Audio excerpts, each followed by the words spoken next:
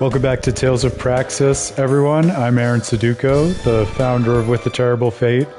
Excited to be continuing on this journey through the replay of Tales of Symphonia, the new remastered version with you.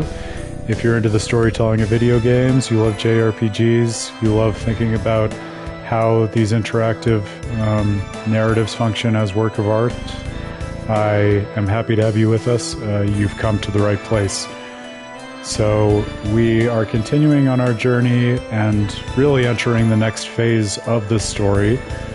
We began thinking that we could save the entire world through Colette's journey of regeneration.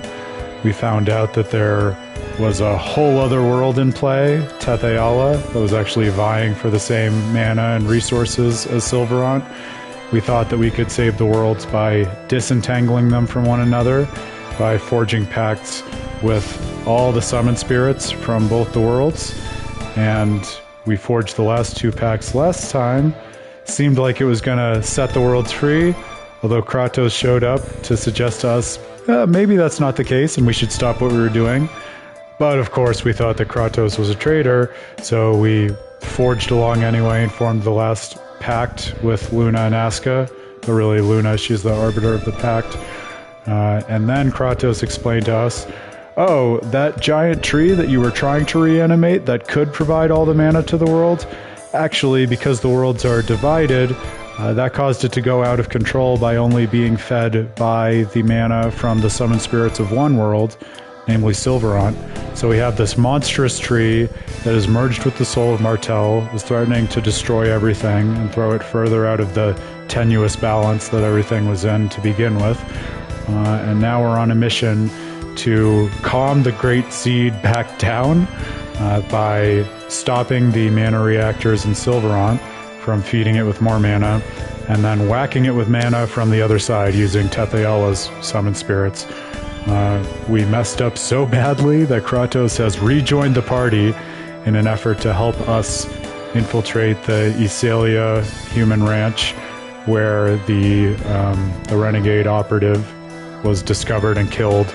And so we need to manually infiltrate in order to stop the mana reactor from feeding the giant tree.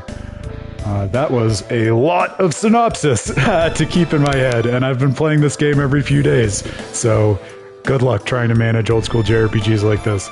But the stories do come together, and when they do, they shine with themes and really interesting content you wouldn't find elsewhere. Hey, good to see you, Chrissy. Yeah, no kidding. What a storyline, right? I mean, they're all pretty impactful, but take everything we've been saying about how quickly characters are willing to come together and help one another, and then multiply that by 1,000 in terms of how quickly Regal and Presea are, maybe not willing to come together, but at least willing to put aside their clear and present differences in order to work together for the sake of the kind of better future Alicia would have wanted. But if we are going to have any kind of future, we need to figure out how to save both worlds. And facing down Forcystus and his ranch is the first step to that. So let's get off on a new adventure.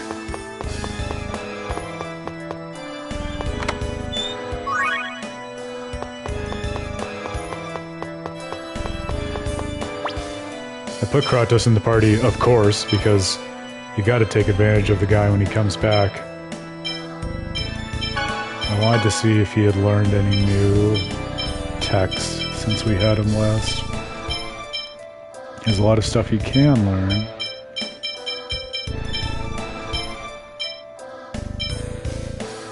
Nah, I was hoping he might have something that he doesn't have. But it's quasi-spoilers, so I'll keep quiet.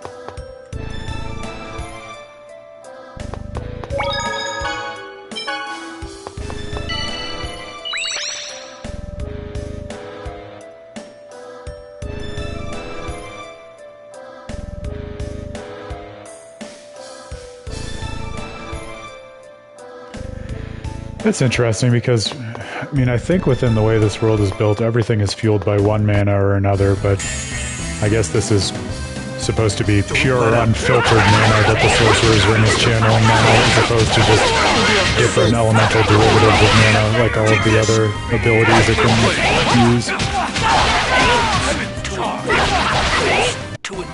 was just warming up.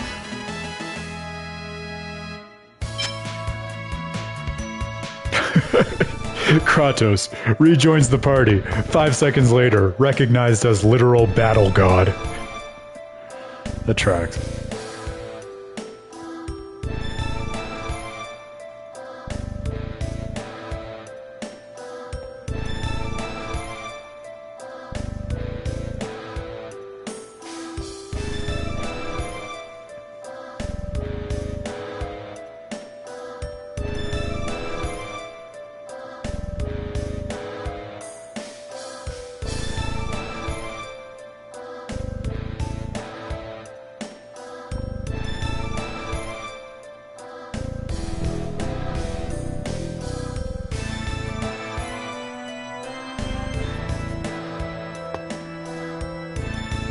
So this is interesting, and I wonder what people watching think.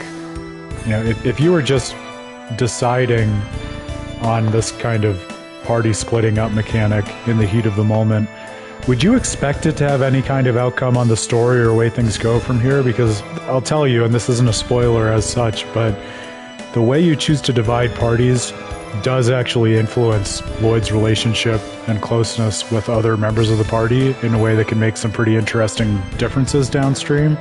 Now, there's no way I would have intuitively realized that if I hadn't just discovered it by playing the crap out of this game many times growing up.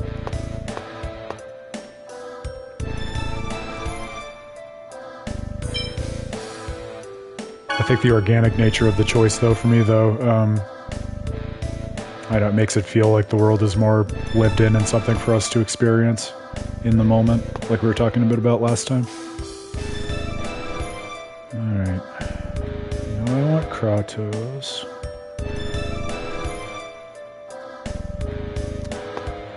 But how would you min-max a thing like splitting the party in two? Do you mean just like making sure that each sub-party has a good division of labor in terms of characters with different skill sets?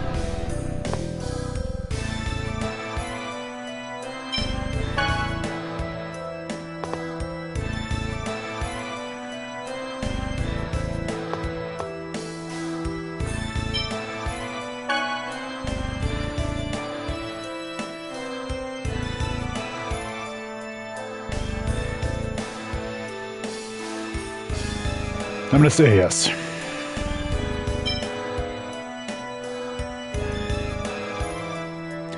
Yeah, and I guess reasonably you could draw some inferences at this point, since every ranch is sort of similar in terms of what to expect from enemies. You get a lot of designs.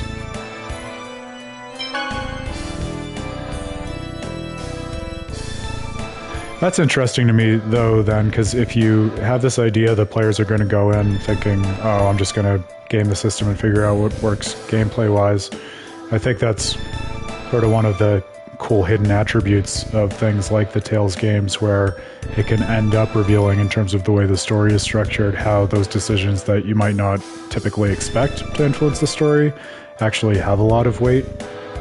That's something that I'm thinking about a lot as I go through not just this game, but also games in the series again, because their stories seem pretty linear in the sense of not having a lot of different outcomes as such, but I think the little touches like that make you as a player much more aware of your involvement than even a lot of games that have more explicit choices but are kind of more superficial in the impact of those choices.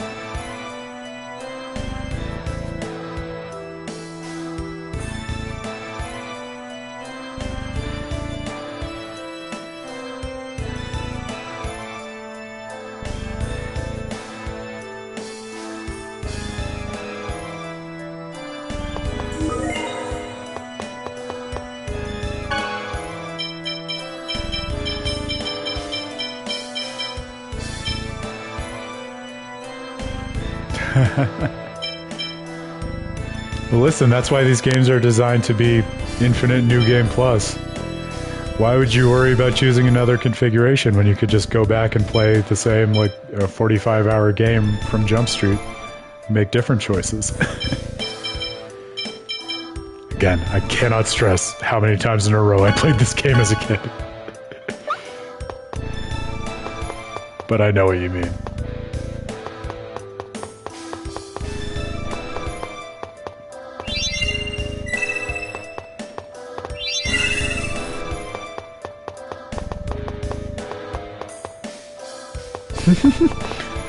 I know. I really wonder whether I would have gotten as deep into video games had I discovered them when I was older, because it really was like a magic time in my life when I was a kid, so I didn't have the kind of obligations that would prevent me from doing things like that. Chosen one! Chocolate! Don't move! So you're the intruders. The host bodies made a break for it when they heard you were here. You'll pay for this!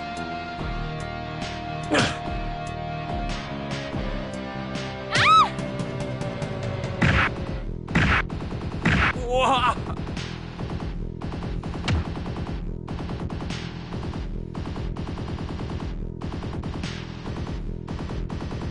You!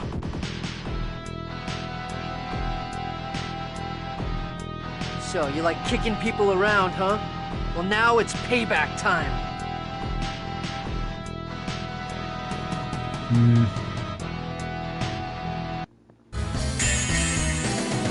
Let's begin the Yeah, I mean, you can get it in film too, but I really do, like, part of me thinks it's at least like a...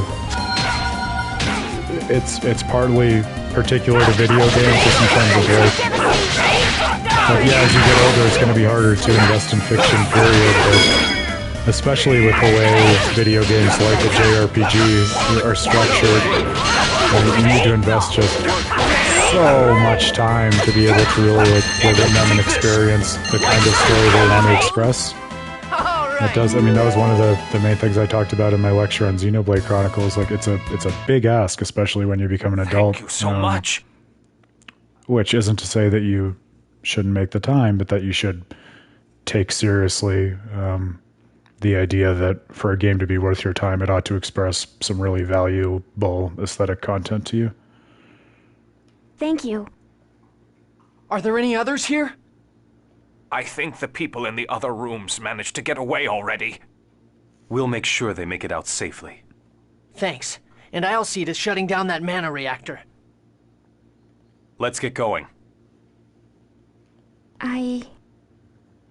If you don't want to be saved by me, just consider yourself rescued by the Chosen.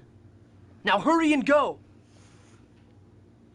I swear, Lloyd has, like, the biggest heart in the world. No pride of ownership over being the savior.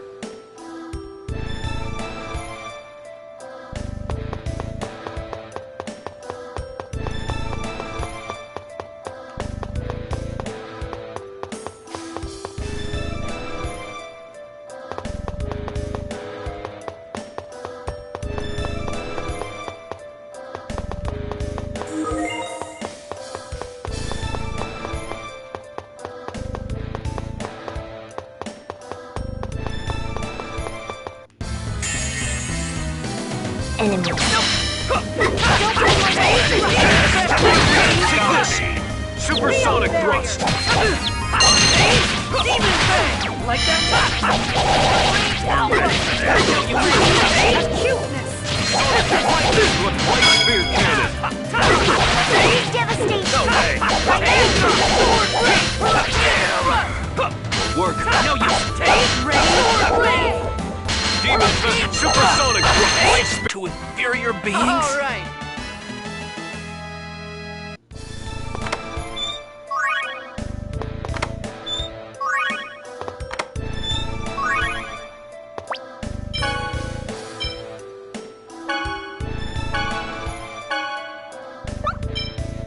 Love me some new weapons.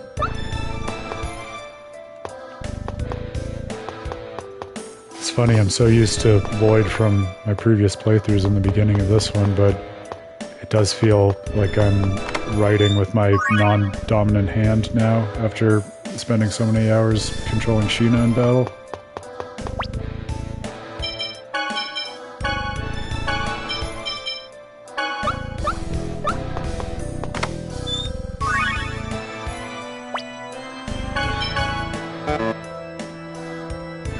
Yes, because he's only temporarily joining, so we have no agency over his equipment. Does have some cool names, though.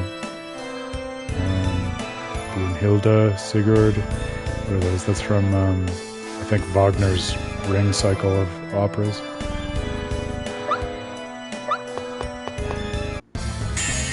About the Valkyries. Take them down quick. Or work. Ready? Acuteness! Demons! Demons! Alpha! Beast! Ready? Field barrier!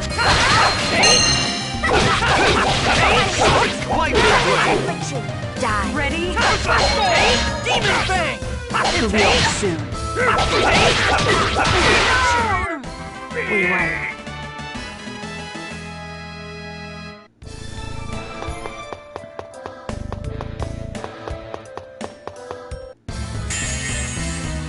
Don't let up. Acuteness!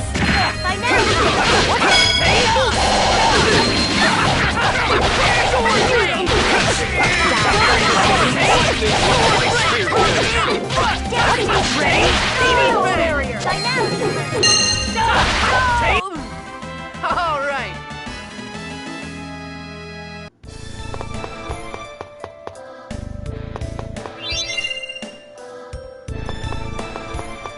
Looks like a dead end for now.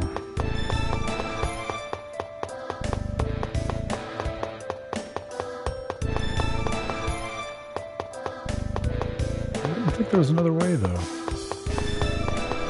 Am I already lost in this human range? It's not a good place to be lost.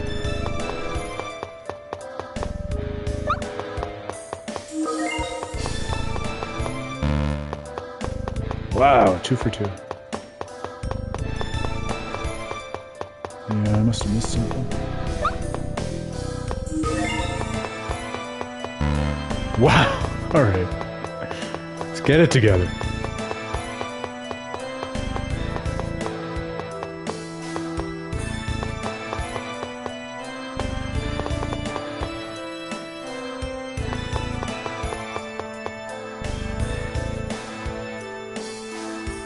There's not some interaction thing that I'm missing, is there? No. Okay.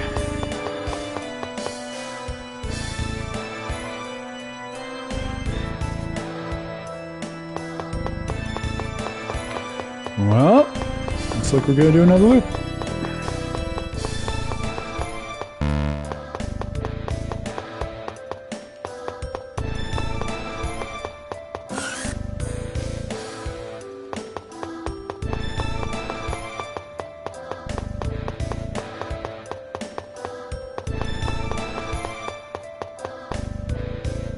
Ah, door was hiding.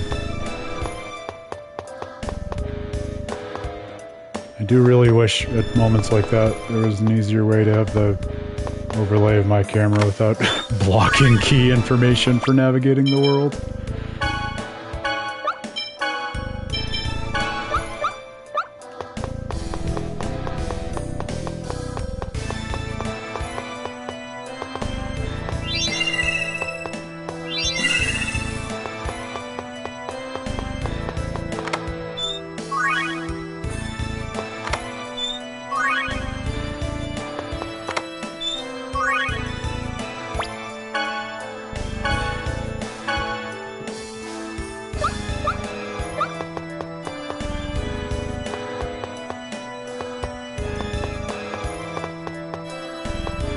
I think Evie is feeling camera shy tonight. She came over to say hi, but she didn't want to get in front of the camera.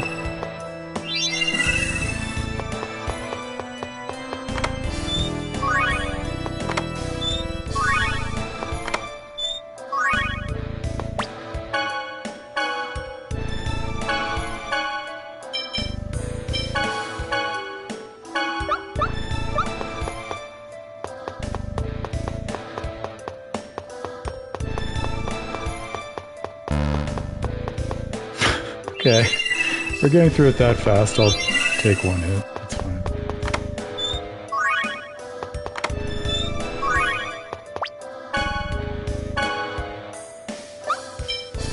That sort of obstacle really is a challenge of how patient are you?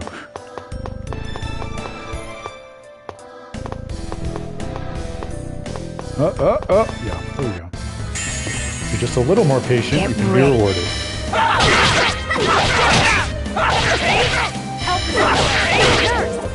It'll be over soon. First aid! Demon Ray! Field barrier!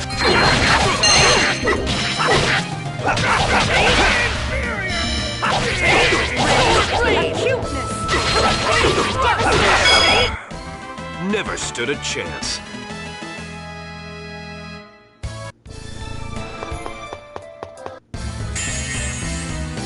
We must be merciful!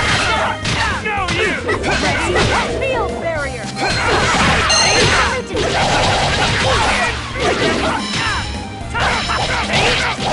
Are you okay? First aid! Demon Ray! Fierce ice cannon!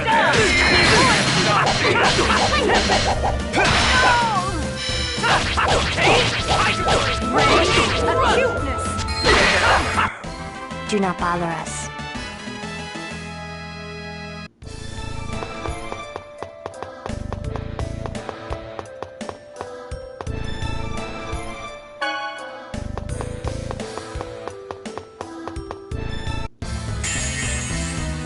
All right, let's do now! Here we go! Demon Ray! Work.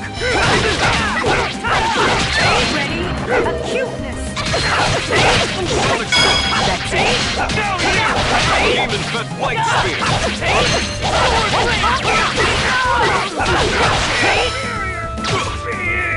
Ready? Field barrier! Never had a chance.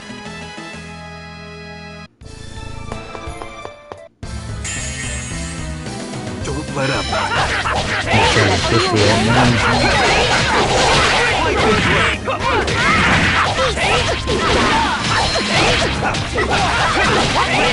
Acuteness! To inferior Looks like it beings? is over.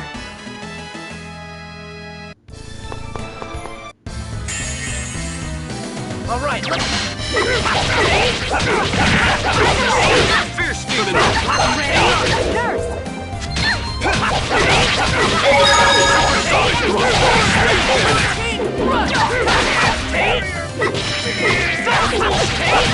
Ready? Acuteness!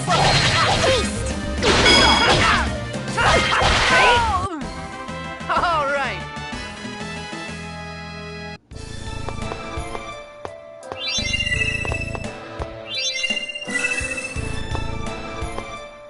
I wonder what the color code on these is supposed to be, because, I mean, they all function the same in terms of opening doors, but they have some distinct colors. Blue, green, white, etc.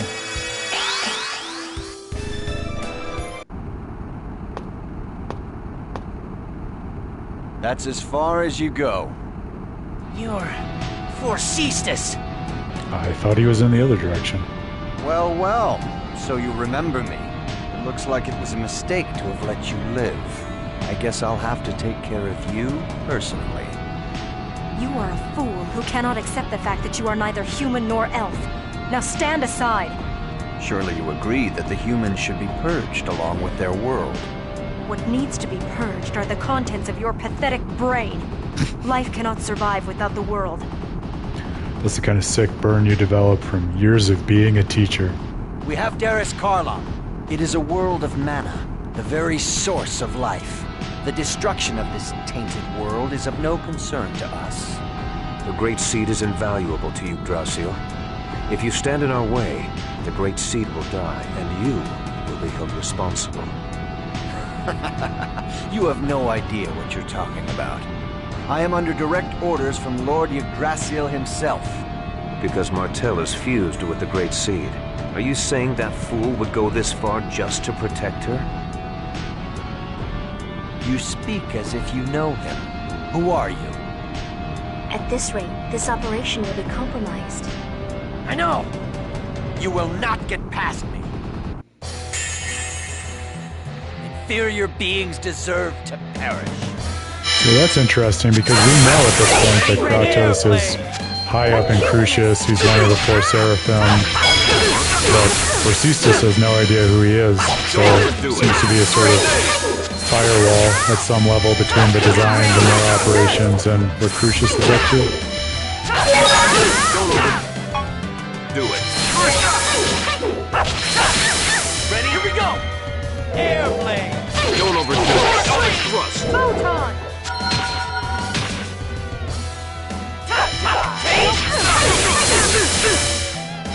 Don't overdo it.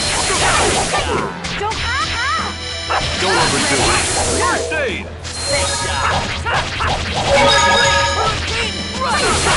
Airplane. Like that. Are you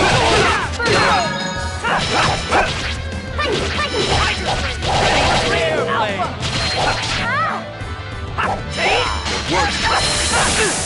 Don't overdo it. First aid. ready? Nurse!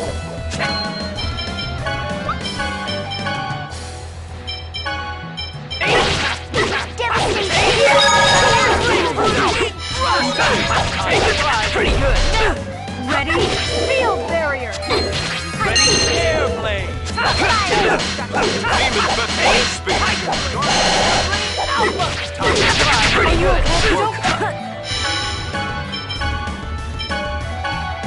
Ready? Don't overdo it.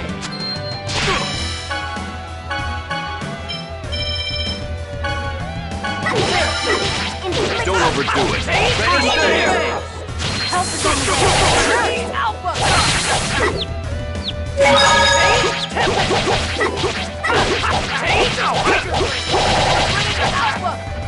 Ready? Acuteness! Ready? Cyclone. Yep. Thought I could get out of that in time. Don't overdo it. First aid. Nurse! Okay. Don't overdo it. Don't get in my way! Time to fly. Don't overdo it. Pretty good. Don't get pushed!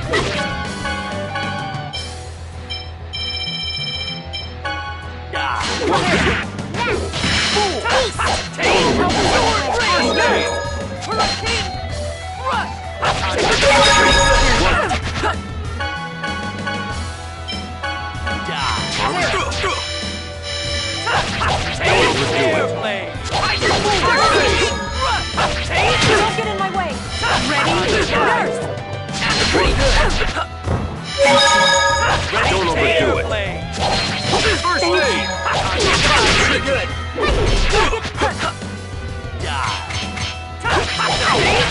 Don't overdo it.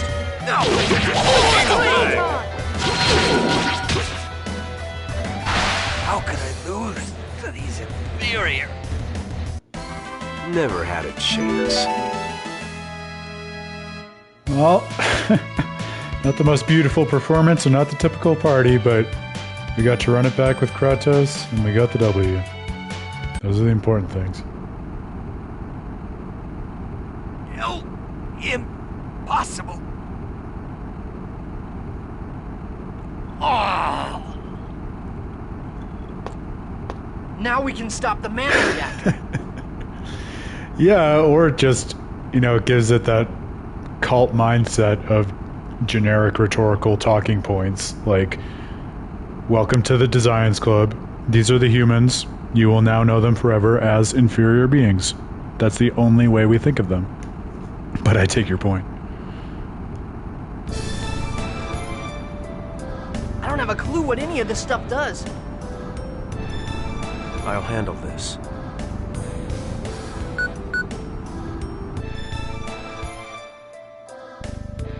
You sure are handy with everything. Swordsmanship, magic, even operating machines. Sprouting magic wings out of your back.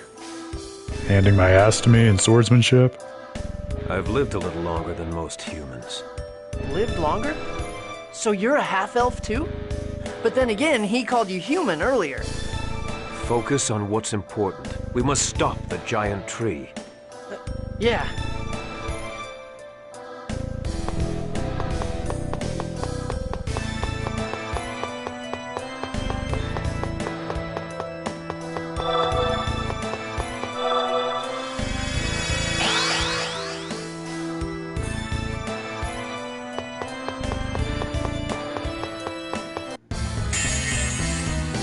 50% output should be sufficient. Don't overdo it.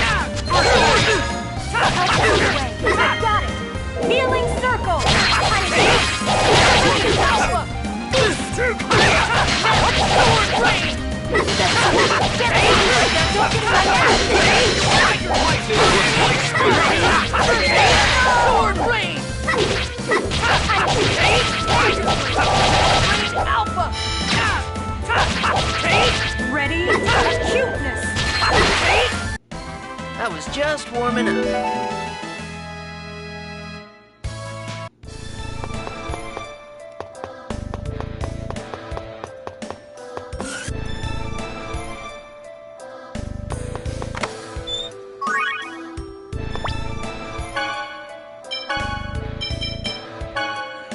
Love a new axe.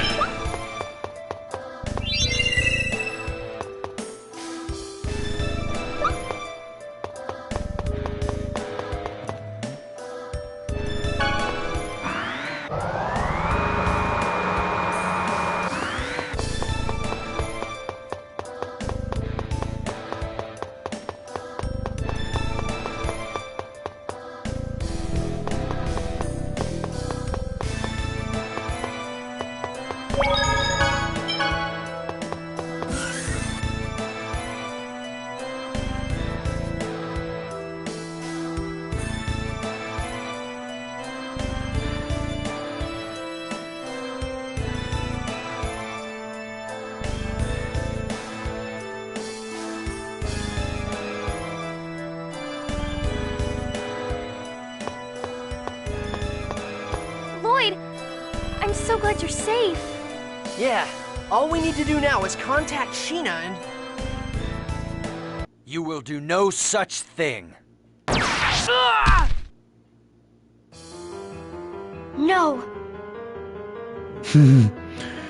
Yeah, different kind of storytelling around enemy encounters, no doubt about that. On the other hand, some enemies, such as Forcystus, maybe they don't give up so easily. I am one of the 5 Grand Cardinals. I won't die so easily. I'm taking all of you inferior beings with me. So, this is how the great Desian hero Forcystus meets his end. I'm disappointed. I see. I get it now. I wondered how a mere human could exude the smell of mana. You're Kratos. What of it? Lord Yggdrasil trusted you, yet in the end you betray us.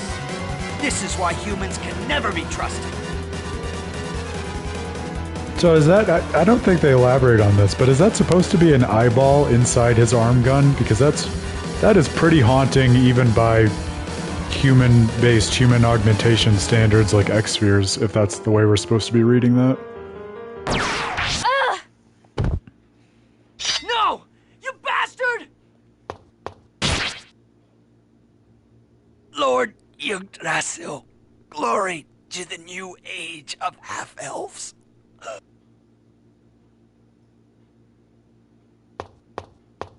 Colette, are you okay?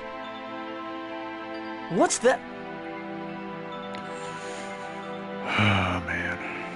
No! Don't look! Don't look at me!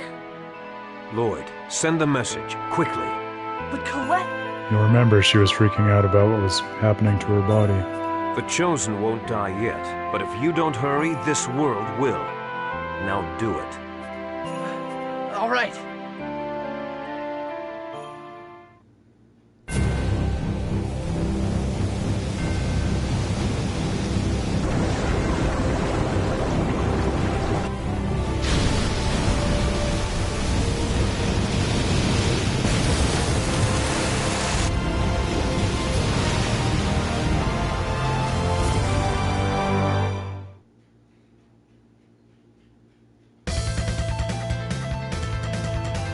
That's a signal. Disciple of everlasting ice.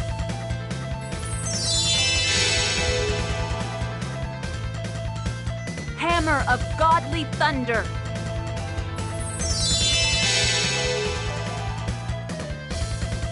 Servant of Mother Earth.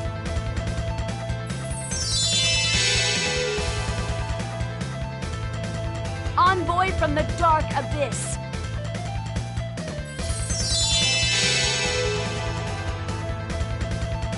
I command thee, gatherest before me, and unleash thine power. You know, it's interesting. I think when I was growing up, I thought of the summoned spirits as godlike entities, but if you look at the titles that Sheena actually addresses them by, they're all sort of servants or tools. Like you have the Hammer of Godly Thunder, Servant of Mother Earth, Vessel, Disciple, right? Those are the 4 Tethealan ones. I wonder how that's supposed to relate to their sort of position in the overall cosmology of the universe. Like, who is it that they're serving, if anyone, if they're supposed to be sort of the representatives of the various mana flows that govern everything? Okay, guys, I'm counting on you.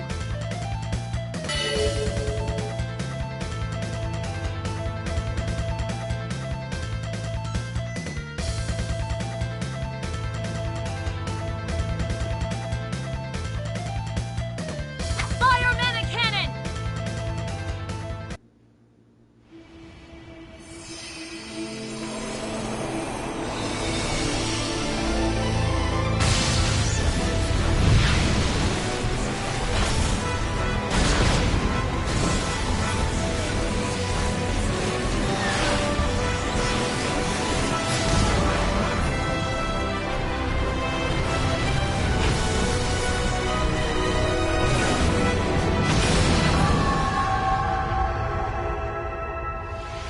Oof, a direct hit to Martel, it looked like.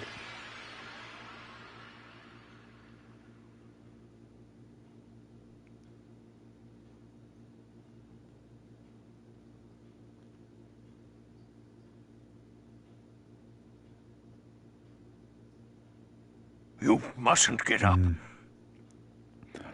I think the power of coincidence plays a really big role in this story too. Like, think about all the pieces of that. Like, the party wouldn't have had the mana cannon that they needed to undo the mistake that they made by not understanding what was going to happen when they made pacts with the summon spirits, if not for Odile, who happened to just be reviving this weapon from the ancient war just for his own egotistical ends of asserting dominance over the Desians and Crucius.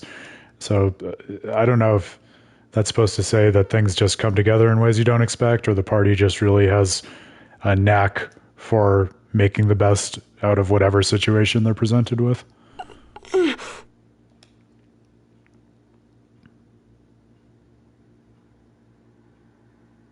What was that cry?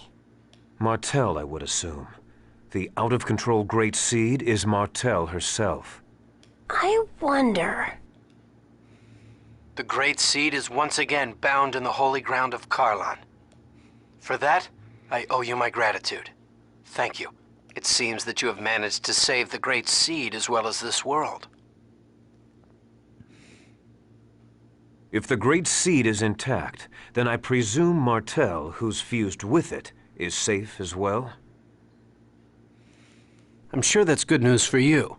I wish I could say the same for me.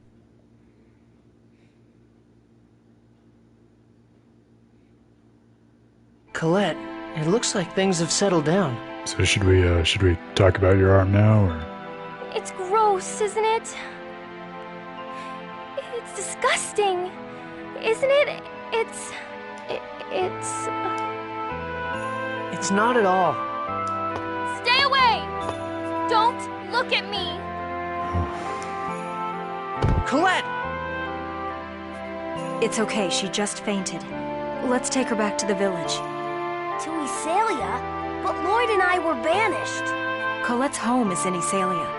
Besides, we can't just leave behind the people who were held at the ranch. All right, let's go to Isalia. Then I'll notify Sheena to meet you at Isalia. Farewell for now. And I think... I see. So the angels of Crucius were really half-elves. This is how well this game is burned in my head, but something else that you lose with this remaster is this was one of those games that's sufficiently old school that it originally came on multiple discs, 2 discs for the GameCube. not even for something as old as the PlayStation. We're talking a 2-disc GameCube game. And if memory serves, and I have no reason to doubt that it does, the switch over to disc 2 was right after that line of Ewan's when he says, I'm going to tell Sheena to meet you in Asalia. So I remember, that's a momentous thing as a kid. You know you've made that much progress to actually get to another whole disc of the game. You have to interrupt your flow to actually change the physical medium. That's a special kind of moment in video game storytelling that is kind of, sadly, an archaic one now, because there's really no reason that you would encounter the same kind of thing nowadays. Please don't tell anyone about this. We don't want to start a panic. Indeed. Especially now that the Tower of Salvation is gone. I wouldn't dare tell people the truth.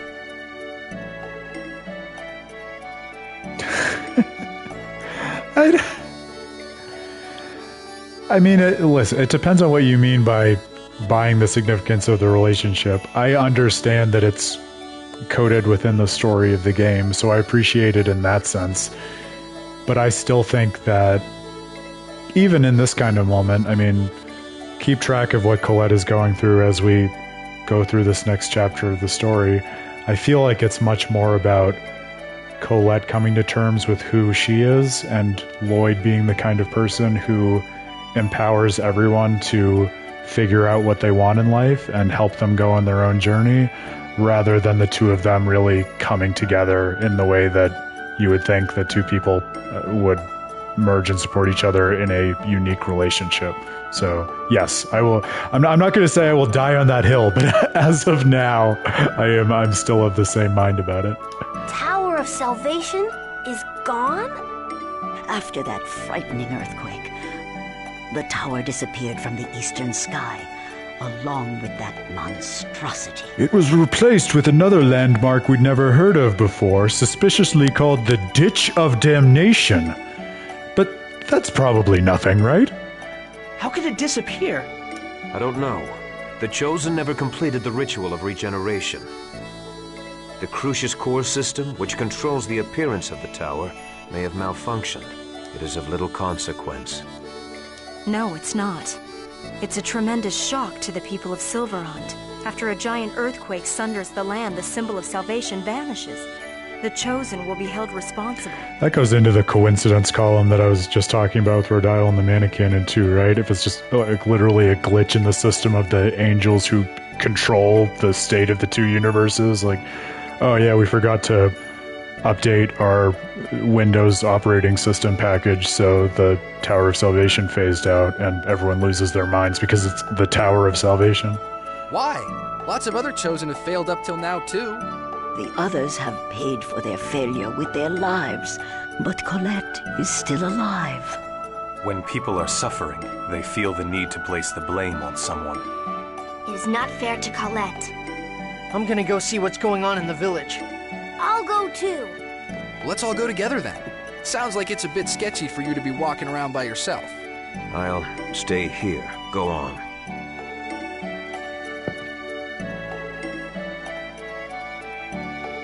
Oh, got a trophy.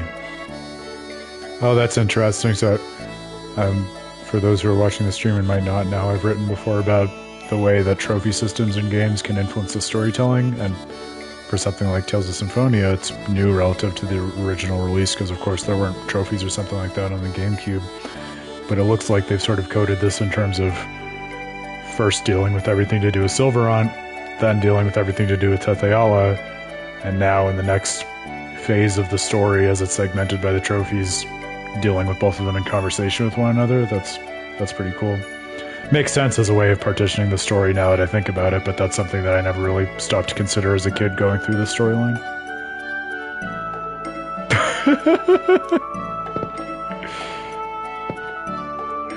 That is roughly my exact reaction every time I see Kratos.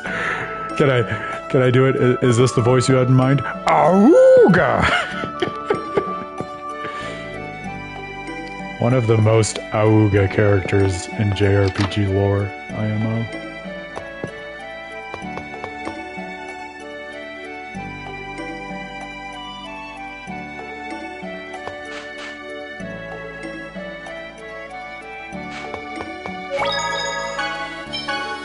I wonder where we're supposed to go in the town. Do you think...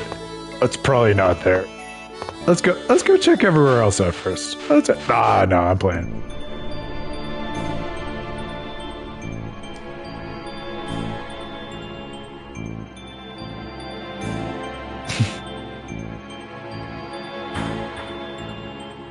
Well, that's not true, Genius. I think he's changed. His hands are even bigger now than they were at the start of the game. And this is literally how the same cycle of persecution that we encountered in Tetheala is born in Silverant.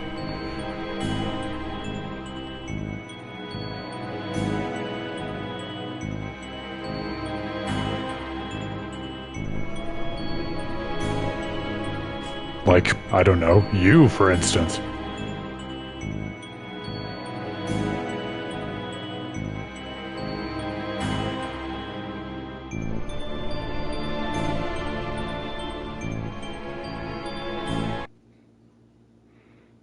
Can you imagine, like, you're the mayor of a little town like this, right?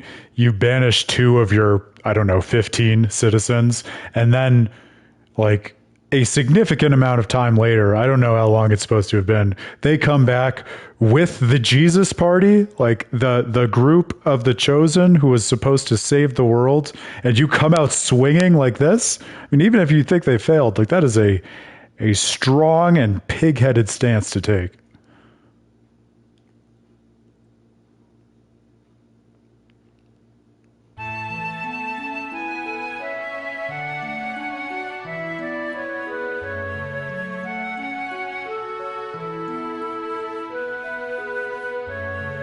You tell him, girl.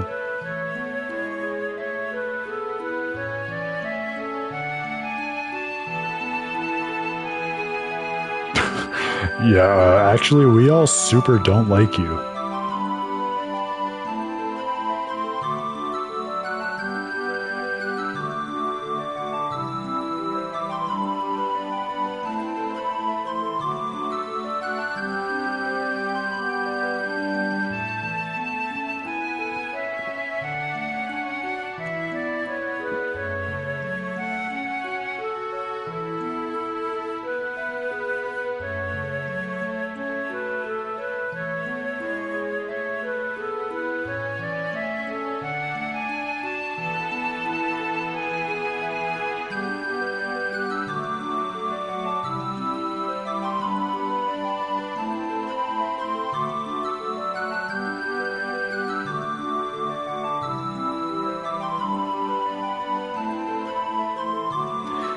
So, and remember, I'm going to stick by this memory of mine. I'm pretty sure we just entered Disc 2 of the 2-disc game. Yeah, that's in character and in character model, right? A little bit of a Trump vibe going off there. But what I was going to say was to imagine, like, turning the page in the structure of this game in terms of going to the next disc of this 2-disc game. And now, where you started this game with the simple idea of journey regeneration, we're gonna go save the world, do this very standard Jesus thing, the hero Colette is gonna become an angel. And now, the first thing we get on the second disc is the town whose job it is to basically just give the oracle to the Chosen, now kind of challenging the very notion of a messianic narrative, saying instead, like, you know, maybe it's actually really selfish of us and passing the buck to just say, oh, we're waiting on someone else to redeem us. Maybe we should do something to actually help and create a community that can save the world on its own without pushing it on someone else. And they do all of that without hammering you over the head with it. This game, I swear to God.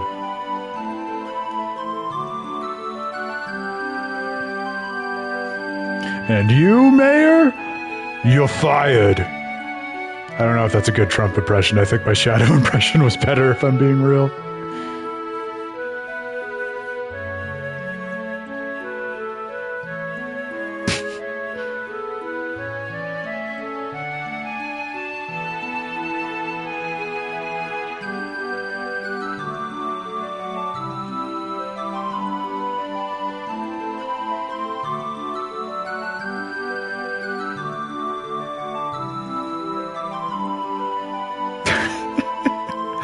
Yeah, I mean, Arnie is one of my go-tos. Listen, we can't turn this into an impression game because we'll all lose. I don't know that many impressions. But, Arnold? It's time to terminate Crucius. We have to build a new mana cannon and descend to the comet where all of the half-elves live. Huh?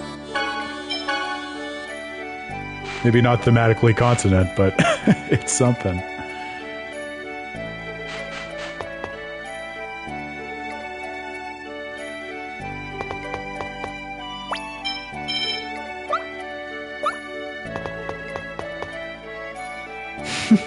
Yeah, exactly.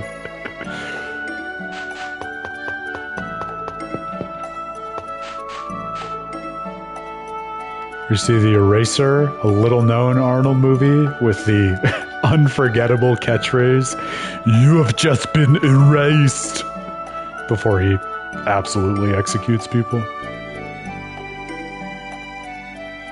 I'll go to bat for Arnold any day of the week, though. You can't stop me. Dude who comes to America, not speaking a word of English, tries really hard, uses bodybuilding to parlay into an acting career, into literally governing one of the states. I mean, if that's not the American dream, I don't know what it is.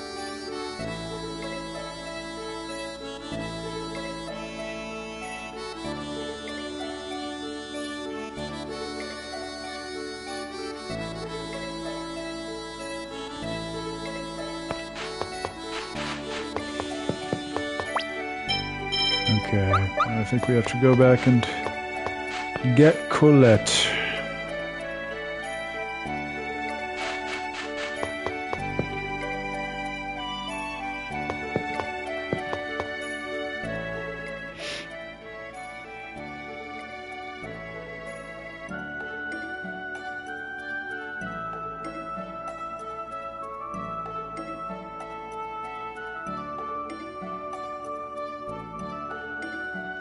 Dishwasher?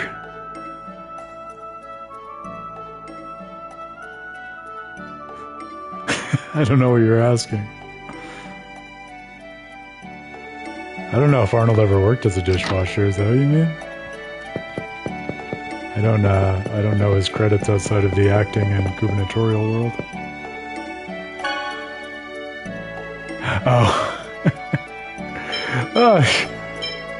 Yeah, I guess it depends on which circle of the American dream you're talking about. That's the beautiful and damning thing about it, right?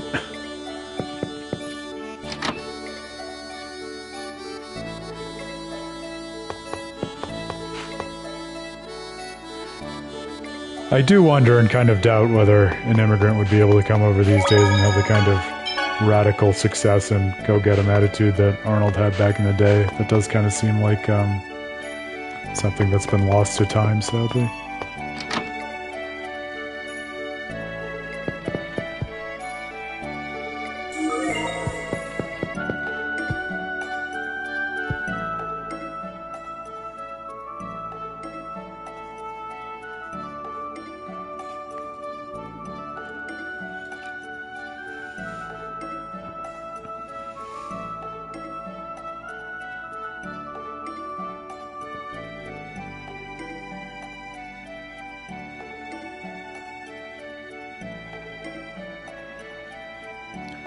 I think that's right. But I don't know, I mean, talk about the relationship between luck and what one is able to achieve, and it kind of even intersects with what we were talking about in terms of the role of coincidence and circumstance in the Tales of Symphonia story, right? Like, how much of it is the world you find being conducive to a certain kind of luck, like society allowing you to engage with that luck in a certain way, which might wax and wane over time, and how much of it is you being able to like recognize and seize luck versus just truly luck in the sense of the stars aligning. That's complicated. I'll tell you, I mean, that's one of the reasons I keep coming back to JRPGs. I feel like I see and feel and think about those issues more clearly when I'm inside one of these worlds. They have a great way of peeling them apart and representing, you know, different aspects of universal outcomes with specific characters. like Colette, if we can find her? What is the synopsis telling us to do?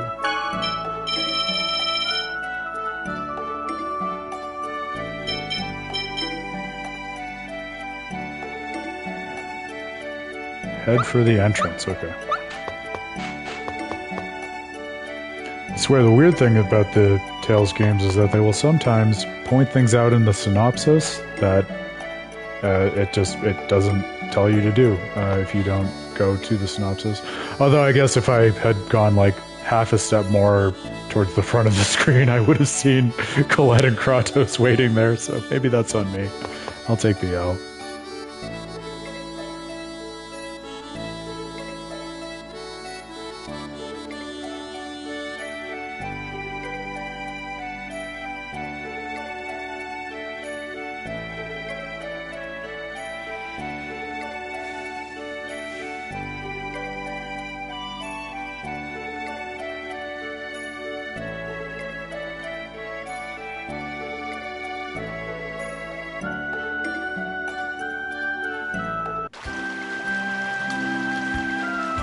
The beauty of the quick jump.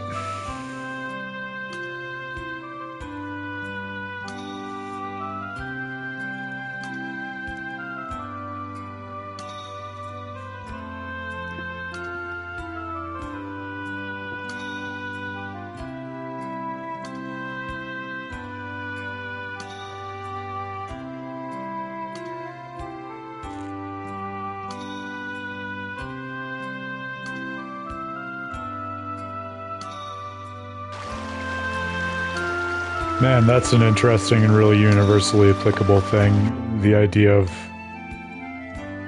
like, going with the subjugators in order to retain more of your culture and abilities versus choosing your freedom at the price of losing your culture and history. It's like an impossible choice.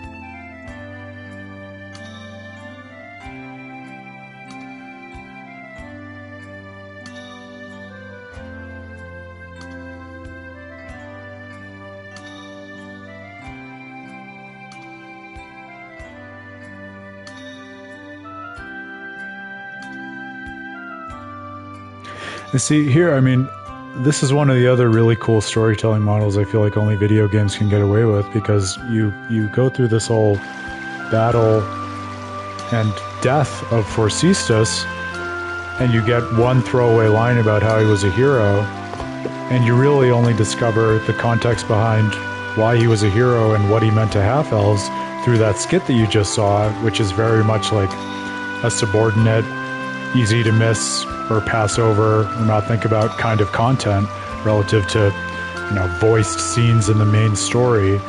And even just that backgrounding of his history almost thematically puts him in a place where you can see how half-elves and even Forcystus, their hero, get marginalized in not just this world, but even the story that you're going through as you are working with the party to try to change the world.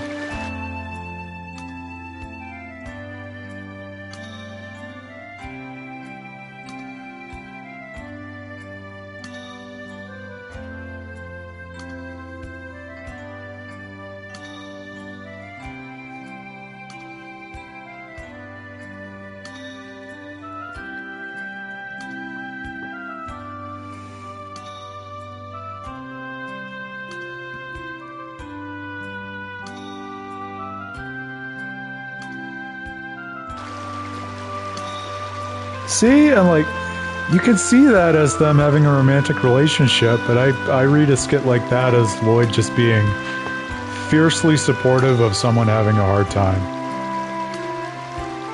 Yeah, but I mean, I agree. I also wish Colette could just be happy and honest, but I mean, so sadly true to her character, right? Like, if you had the weight of the world put on your shoulders and you were just, like, what did we decide she was, 16, 17? Like, a 16 or 17-year-old girl, like, trying to figure out your own life and then trying to code yourself into this religious sect that was built around you saving the world. Like, you can understand why she'd have a few hang-ups about, being honest when it has to do with the, nature of her body or her ability to be human rather than be this kind of savior figure that everyone is looking for. Lloyd! I'm just glad she's kind of starting to outgrow these things even a little bit now that we've learned about the true nature of the journey of regeneration and are moving beyond that to something more authentic. Dad, how have you been? Were you affected by the earthquake? This area is on top of hard bedrock. Everything is fine. Dirk, we are here by the request of Colette's family. They wish for you to help her. I'm afraid even if Crucius crystals are an evolved form of X-Sphere, I still don't know the first thing about them. It'd be a better idea to ask a dwarf over in that Tethayala place. Oh, so even you don't know anything about these? I'm sorry I couldn't be of help.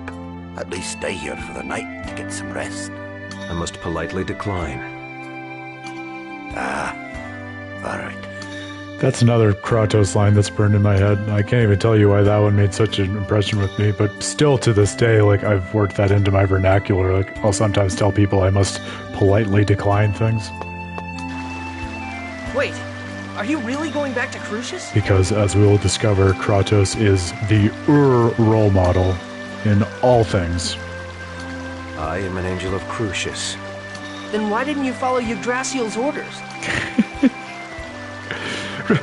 Bloody rude in that's the perfect way to describe it, because bloody is such an English term, and I feel like that's such a English dig way of being rude to someone else, to say I must politely decline, because you're superficially being so friendly and congenial, but just absolutely rubbing it in at the same time.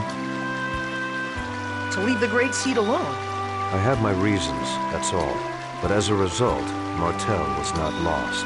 That goes along with Yggdrasil's wishes. It's true, then. You really are our enemy. Lloyd. What?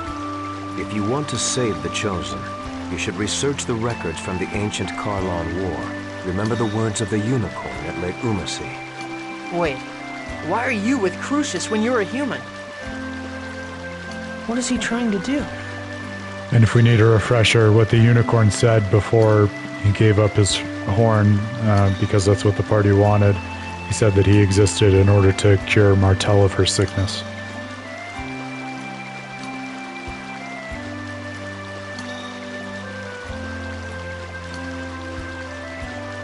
Hey, wasn't that Kratos just now? Sheena! Yeah, he returned to Crucius. I see. So he really is our enemy. That's what I said. See, you can say that Lloyd and Colette have some destined pairing or relationship, but you can't deny that Lloyd just had a whole very authentic interaction with Kratos that ended with Lloyd recognizing, okay, you really are our enemy, and that's the first damn thing that Sheena says when she walks up. So don't try to tell me that Lloyd is more on the same page with Colette than he is with Sheena. Yeah. But anyway, welcome back. Thanks.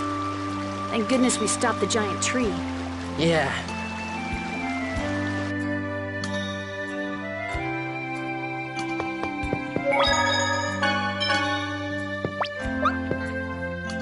I bet you lived a crappy hard life so far, huh?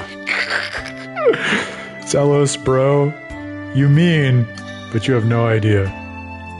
Hey, Chrissy, you started this debate. I'm not taking any responsibility for this. Gee, you sure know how to cheer someone up, don't you? Well, don't worry about it too much. So now what? Aren't you at your wit's end right about now? Why do you say that? The giant tree, which we thought was all good, goes nuts. Our cute little Colette comes down with some funky cold. It's just human nature to start getting tired of it all. That's the technical term for a disease, by the way, funky cold syndrome. I'm never gonna give up. If I quit, I'll never be able to face all the people who've suffered because of what I've done. So I'm gonna fight to the very end. I can't give up. Hot-headed and stubborn as hell. Well, but I guess that's what I dig about you. I bet you lived a crappy... Gee, you sure know how to... So now what? That's right. The giant tree, That was just the human next nature. wave after Omicron was funky cold syndrome. Hot-headed? Well,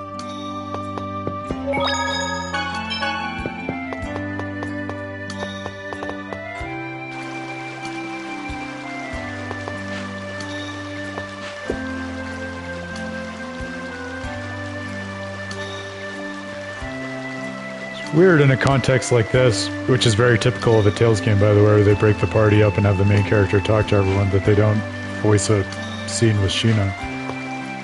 I don't have a good explanation for that. That's just unusual and weird. This area resembles Ozette. Yeah. This entire area is surrounded by a forest. Lloyd, I heard about Chocolat. And about Marble? Yes, and other things as well. Were you hurt by Chocolat's hatred towards you? Oh yeah. It's definitely painful when someone hates you, even if I deserved it. I see. But I'm going to do everything I can to make up for it. Even if I don't ever make up for it completely. Even if she never forgives you? Whether or not you're forgiven isn't important. It's the effort that matters. At least, that's what I think. See, I love little scenes like this, because a JRPG like Tales of Symphonia, again, is not going to go out of its way to explain this to you, but remember, Presea only very recently has re-accessed the ability to feel anything at all, and when she's asking Lloyd how he's come to terms with Chocolat's hatred towards him for killing her grandmother who turned into this monster because of all the monstrosity of X-Spheres, I think it's really this penetrative lens into Presea trying to understand, look, I still don't really have a grasp on what emotions are. I feel all of this hatred and resentment toward Regal because he killed my sister. Lloyd, in your position, can you tell me what it feels like to be the object of that kind of hatred when what you did was ultimately right? Because I still get that what Regal did was justified and out of love for my sister too, and I don't know what to do with that complexity of feeling when I want to be able to forgive this person, but all I can do is resent him instead. And you don't have to think about it on that level, and you're in Lloyd's shoes at this moment, so it's easy to be thinking about him rather than Presea, but you get such insight into her with such little explicit storytelling. I love it. The problem is what to do now. We need to know how the two worlds were forced apart before we can figure out a way to save them. How the worlds were forced apart. I wonder about that too, but I also want to know why Yggdrasil split the world in two. Don't you think it was to protect the Great Seed? To protect Martel? But because the worlds were pulled apart, that phase thing got shifted. And the Great Seed became unstable, right? And that's not really protecting her. That's more like putting her in danger.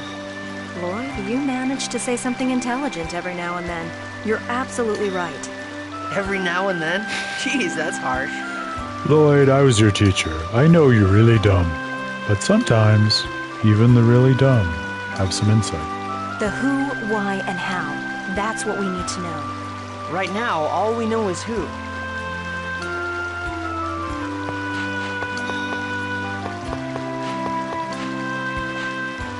This whole time, Colette hid her suffering deep in her heart and always kept a smile on her face. Yeah, and once again, I failed to notice. She is a courageous girl. It takes tremendous strength to smile no matter how dire the situation. Colette hides her suffering too much. It's okay for her to let her true feelings show. That's true. Incisive comment. Lloyd is probably more lazy. Although I think the jury's still out on it. How about Lloyd and Regal, though, having that exact conversation that you and I were having about Colette? She knows the power that words possess. Power of words? Your will manifests itself in the words you speak, whether they be curses or words of joy. The soul of those words yields power. I get it. Okay, and I'm gonna say it out loud right now. I will save Colette in both worlds.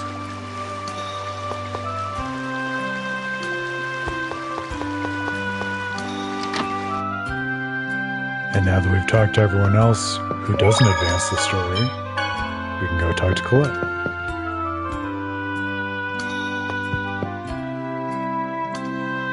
Oh, JK, forgot about Genus. It's embarrassing. Lloyd, I feel like I'm starting to hate humans more and more. I'm sorry, Genus. Agreed. His gentility makes up for all of his shortcomings, IMO. You don't have to apologize, Lloyd. I like you, as well as the people of Visalia. It's just that when I think about how there are lots of people who think just like the mayor... I remember a lesson where the professor said that words exist in order for people to understand one another. What do you do about people who don't want to understand? Genus. I'm sorry.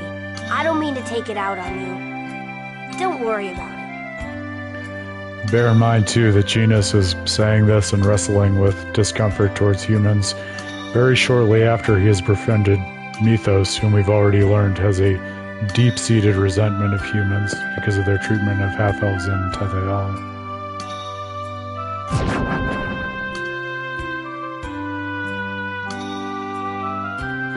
What's the legit question? What are you referring to?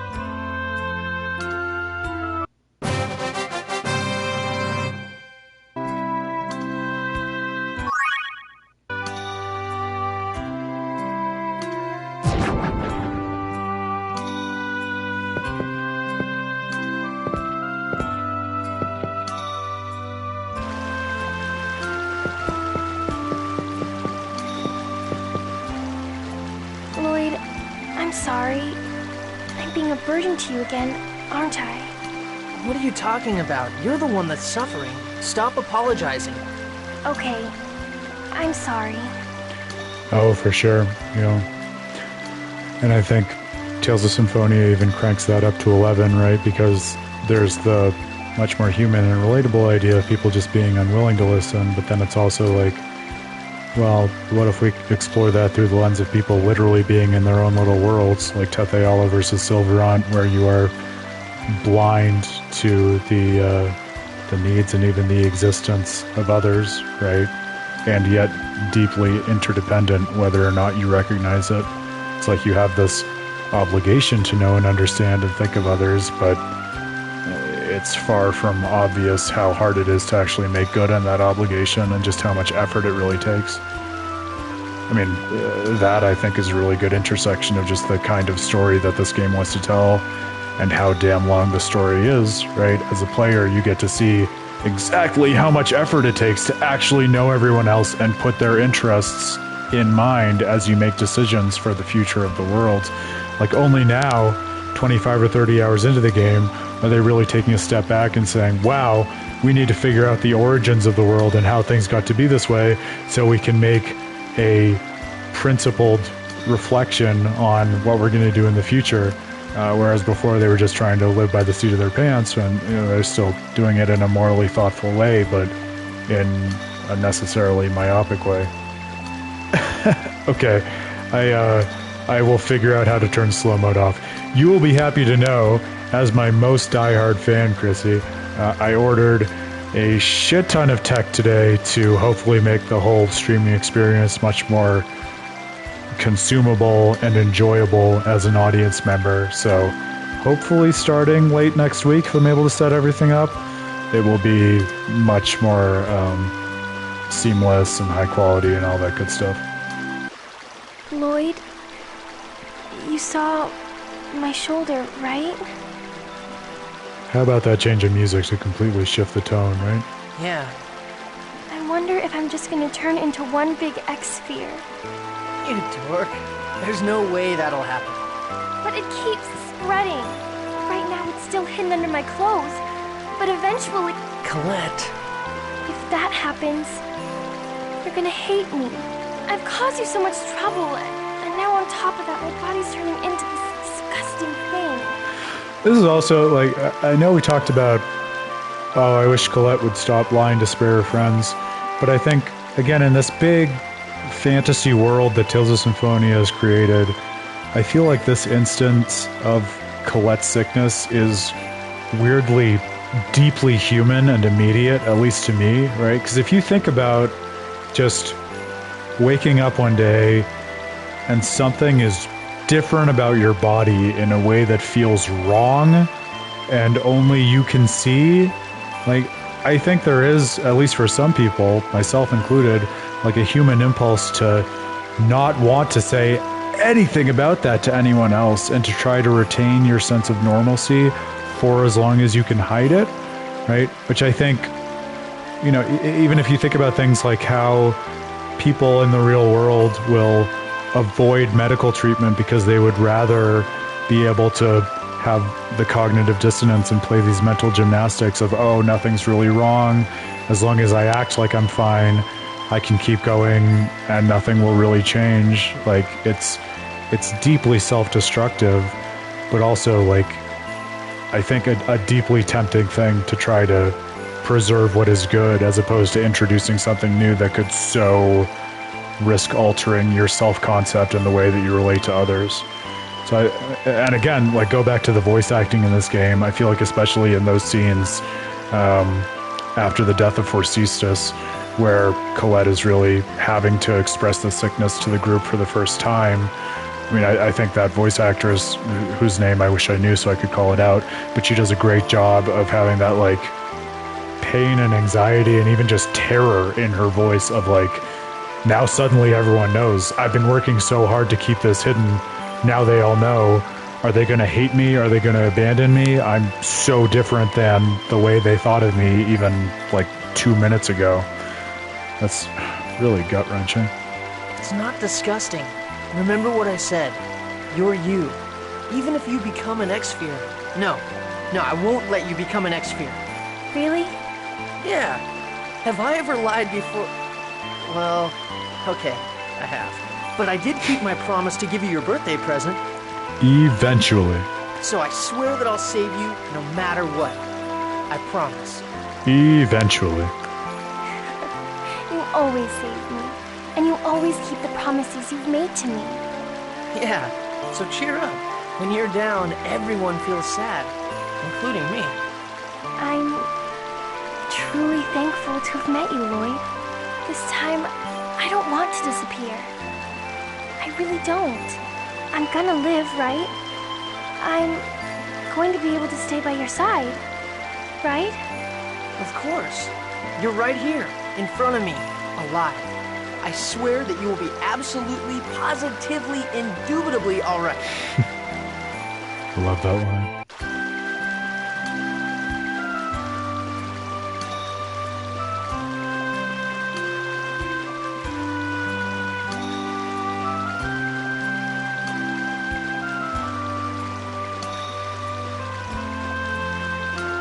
Yeah, that's a good point. I hadn't thought of that.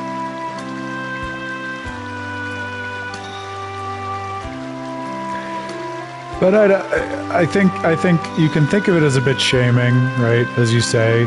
But I think you can also think of it as skillful means. If you've heard that term before, and I'm happy to explain it more if you haven't. It comes from, like, Buddhism, especially, and mysticism more broadly. But the idea being, sometimes you have to figure out how to express something in a way that makes sense to the person who needs to hear the lesson, even if it's not objectively speaking the best way to say it.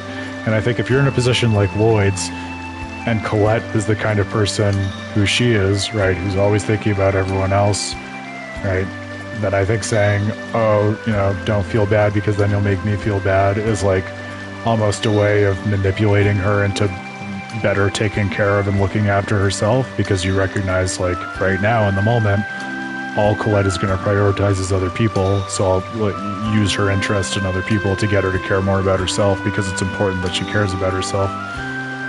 So I don't know, I think there are a few layers you can peel back there.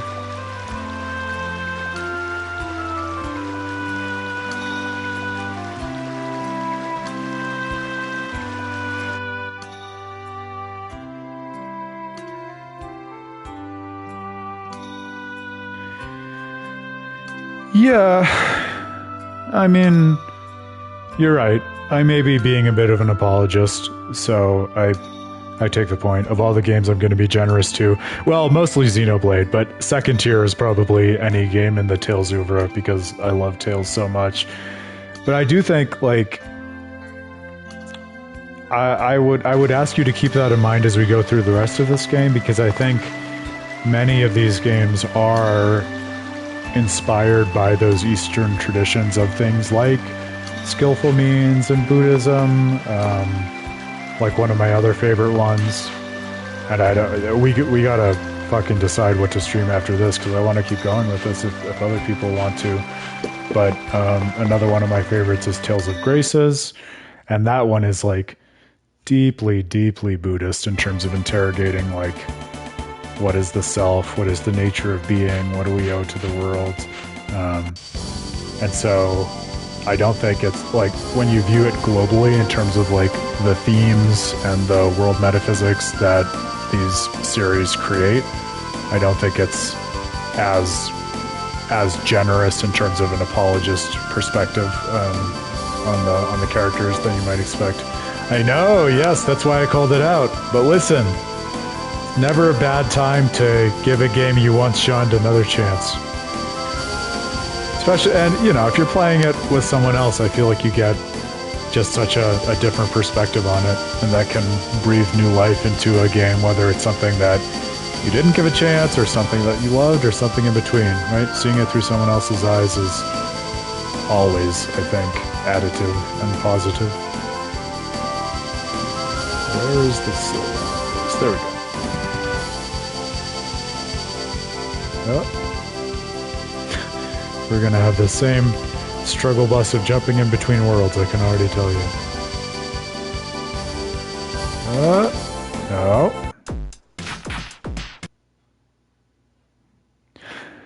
I swear, of all the things in the UX to make this complicated, it's a little silly. There we go. I appreciate the generous offer to watch at least for a little bit, given that it's a game you didn't buy into. But listen, even if it's a game you didn't buy into, then just consider me its lawyer speaking in its defense, and then the value of the stream for you can be less the game per se and more my aggressively persuasive arguments trying to get you to see it in a different way.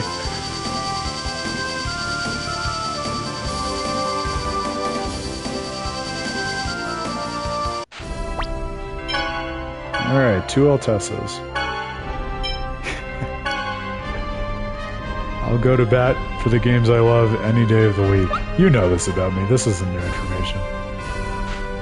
Okay, so we'll remember from the last stream the one window we saw in 2 Altessas before Mythos waking up after Martel and the monstrous great seed was crushed was when the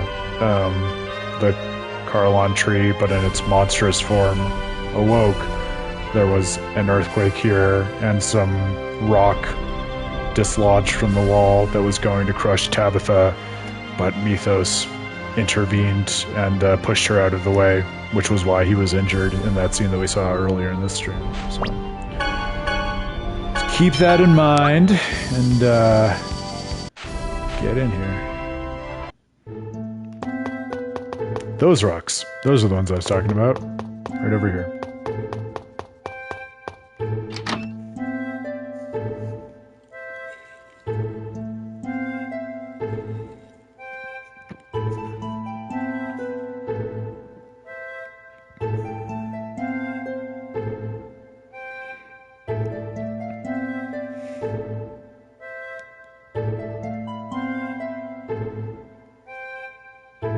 Oh, so I didn't even have to give you the reminder text because they were going to give it to us anyways.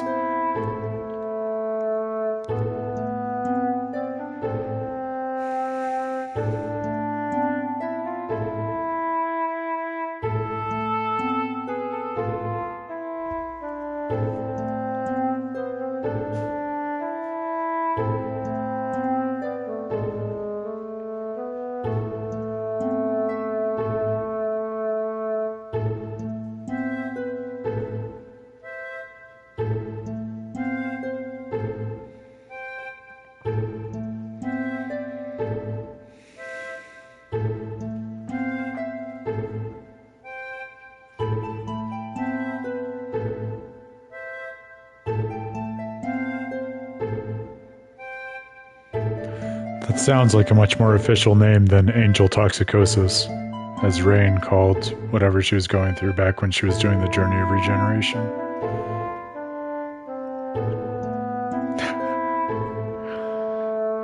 I hate that I'm enough of a weeb by playing these games to be able to give you a definitive answer to that. The red forward slashes are like text-based emoticon code in these JRPGs for blushing.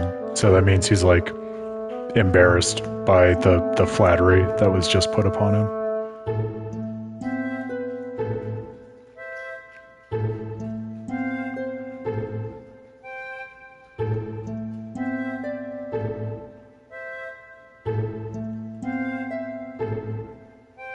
Yeah, see, now you know. So, okay, I'm not thrilled I'm the one who's able to tell you, but I guess I'm technically able to share my experience for the betterment of the community. So that's one thing at least.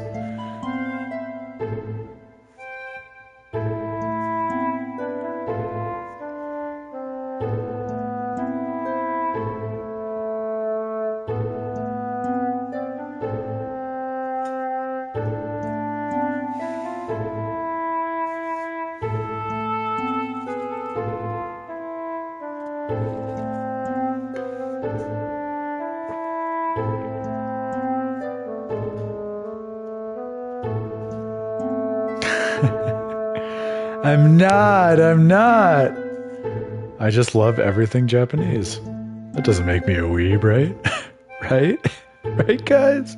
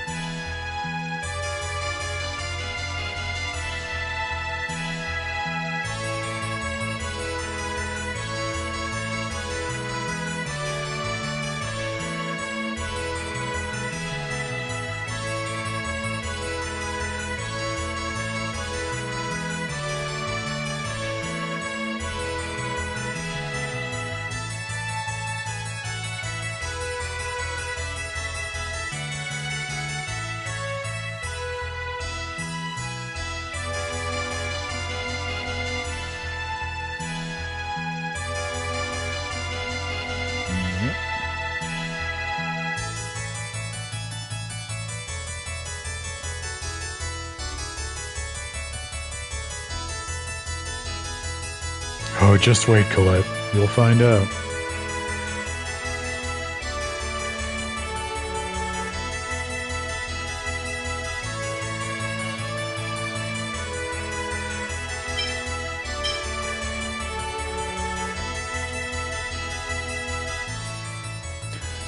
I mean, I trust Kratos.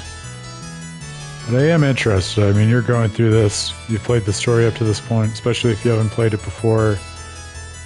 What do you think? Do you buy into the idea that this guy is trustworthy? Or is there a possibility that he's a traitor who just keeps lurking around the party to backstab them at the end of the day? I'm gonna say I trust him, but I want to know what you think.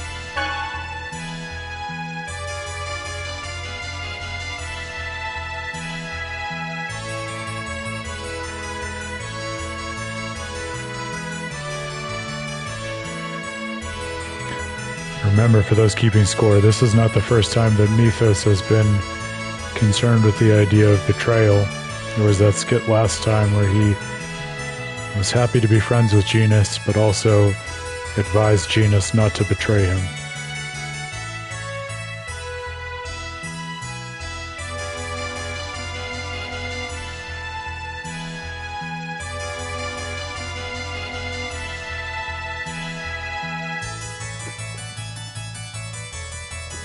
No, we've decided you wouldn't be an idiot if you were like Lloyd, you'd just be really, really lazy.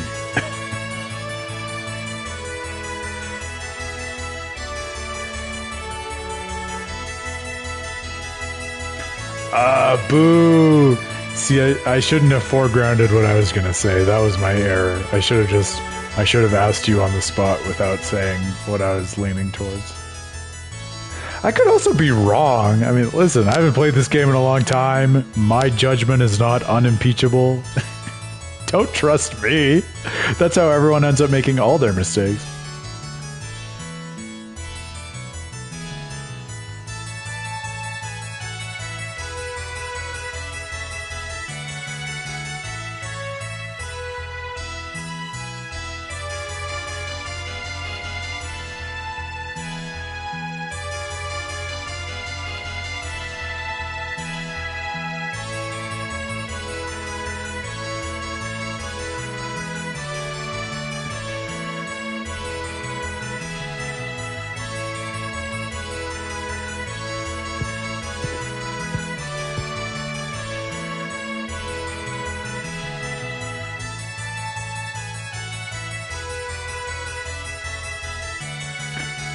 Oh, that sucks. Was that because of my filters on the chat? I just have all the default junk set. I'll have to revisit whatever I have the chat set to if you're being this impeded. It's a learning process, right? You get the benefit of being one of the first people on this stream, and so you can help me work out all the kinks, which I know is the most fun part of it.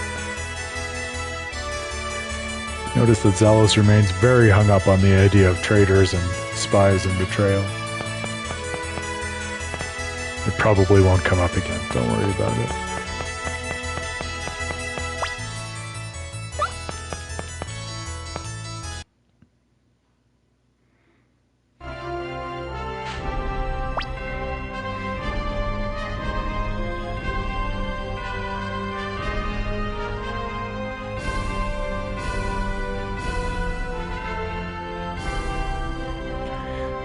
I'm searching my memory. I don't even know what you're referring to, so now I'm really interested. Well, yeah, if Twitch is not being fair to you, you'll have to just tell me what you were talking about after the fact. Just send me a DM or something.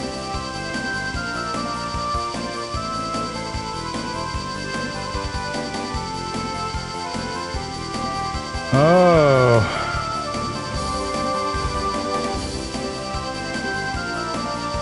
Yeah, interesting. I would like to know more of what you have to say on that. I definitely have some thoughts on that.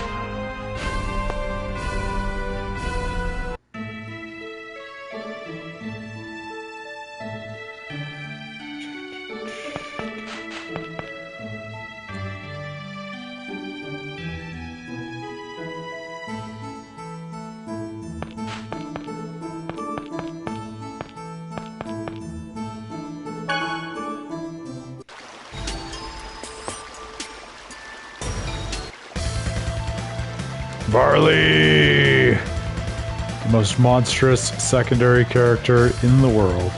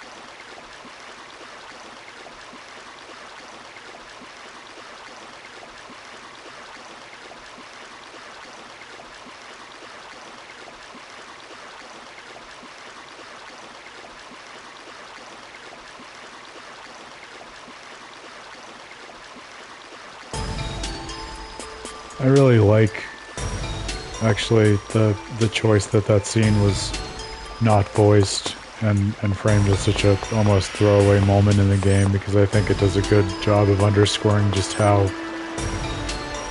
kind of vile yet inconsequential Varley was. Like, he's an X-Sphere broker, right? He has no real agency in this world, and yet he's the one who facilitated all of these monstrous experiments and led to the death of Alicia and all these other horrible things.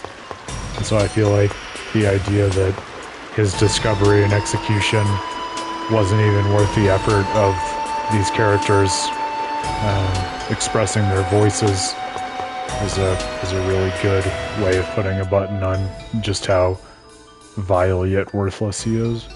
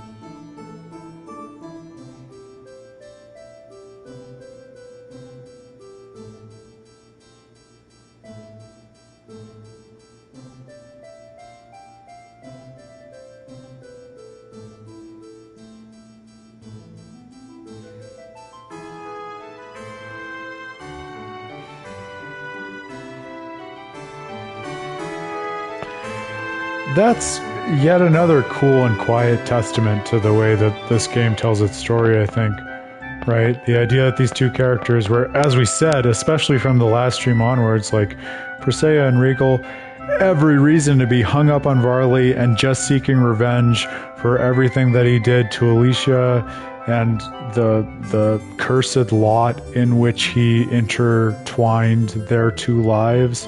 But after they get their revenge, in that one fleeting moment, they immediately say, all right, I want to be able to pay that forward and help the party and make it so that stuff like that doesn't happen in the future, as opposed to just going home to Ozette and Altamira or what have you. It's a testament to their character, I think.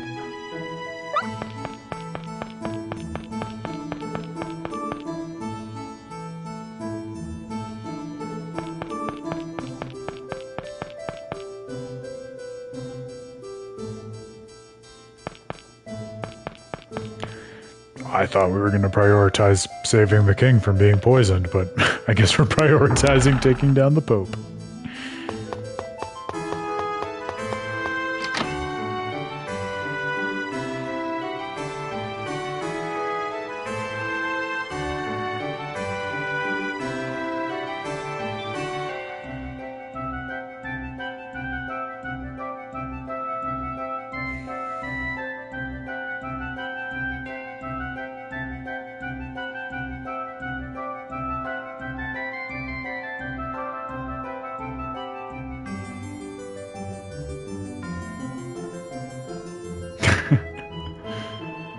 Yeah, exactly.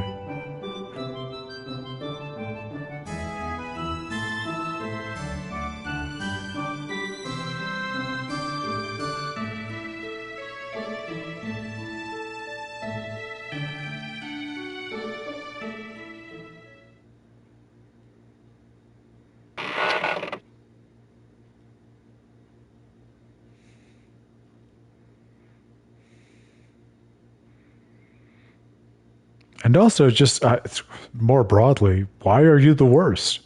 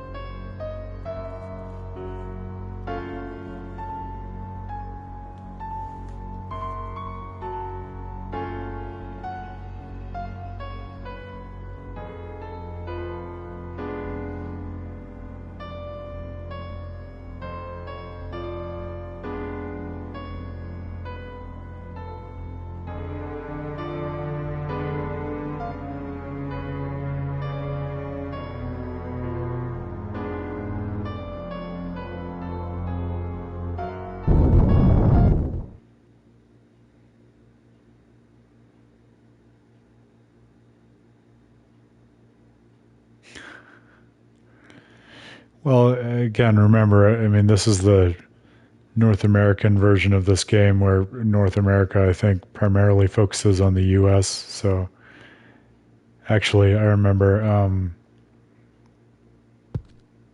back when I was doing a reality TV binge a few years ago, which is not typical of me, but I watched the show. I think the relevant show was Too Hot to Handle, where there was a Brit on, and she kept talking about this other paramour or potential love interest as a geezer, and everyone in the US had to literally look up what you Brits meant by that, because that is so different from the way that we typically use it, which is much more in keeping with... yeah, so you know what I'm talking about. Exactly. So.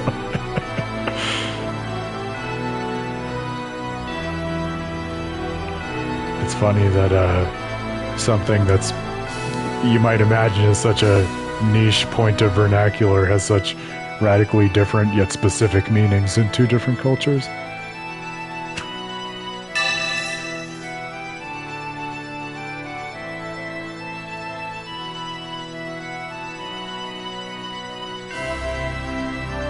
Spiritua! We're adding layers on layers to this mythos now. Welcome to Disc 2.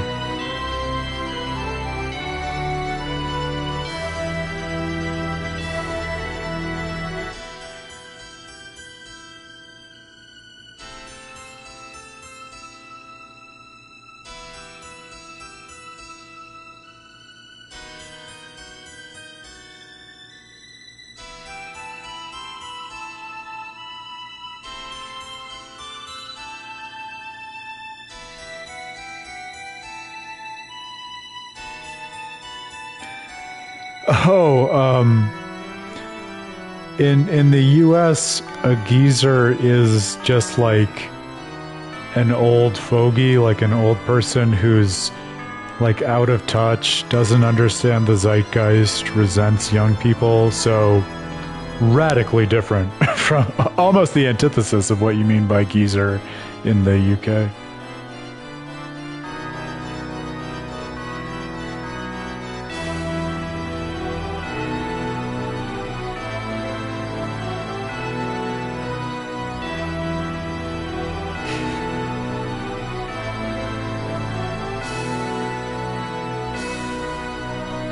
Yes. And that does translate. That would mean the same thing in the US. It's just less common than geezer, I think.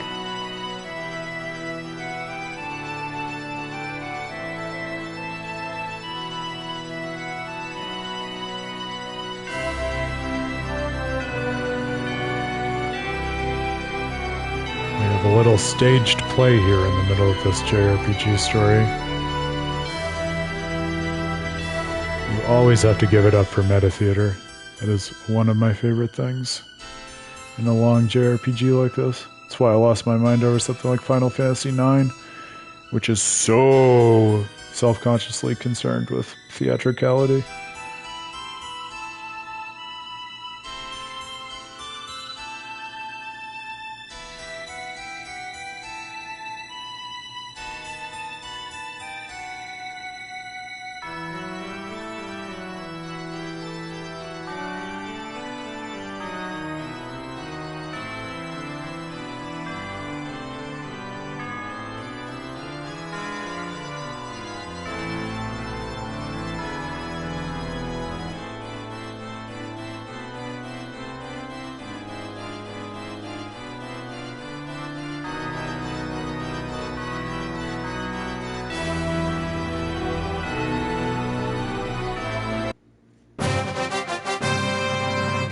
It is cool. So in the flourishing world, things are sufficiently developed, societally speaking, that you get these tensions between the state and the church, basically, right? The Church of Martel and the king who sits in Meltokio and governs the world.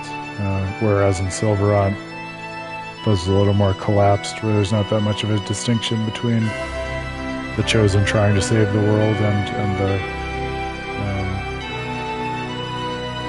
rulers of the world outside of the church trying to figure out how to survive in a starving world.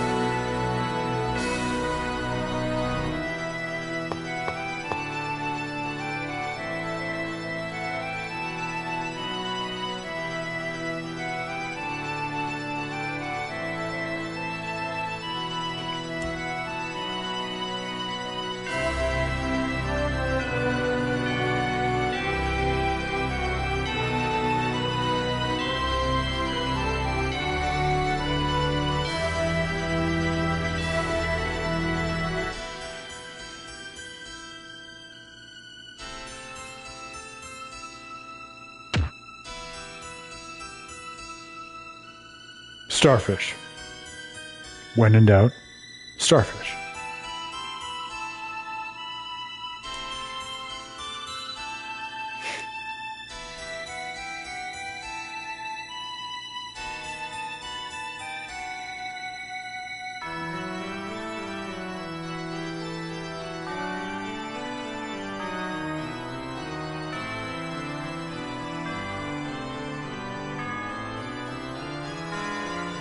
So we need not a key crest, but a rune crest.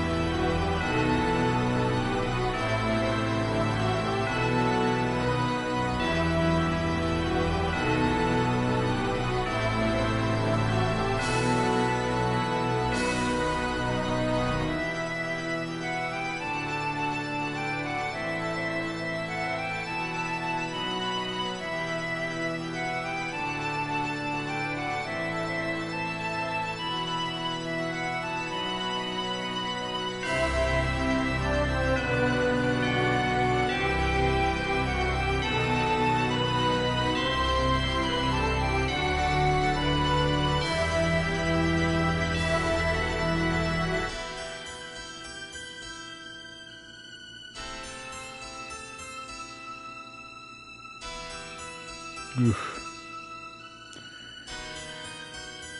It's like the sad but inevitable conclusion of what it would be to sacrifice your whole being in order to be a servant or a tool of the Church of Martel, like Colette was doing from the beginning, right? When she thought it was a good thing, serving the journey of regeneration, only now to understand how deeply parasitic, literally and figuratively, that process is.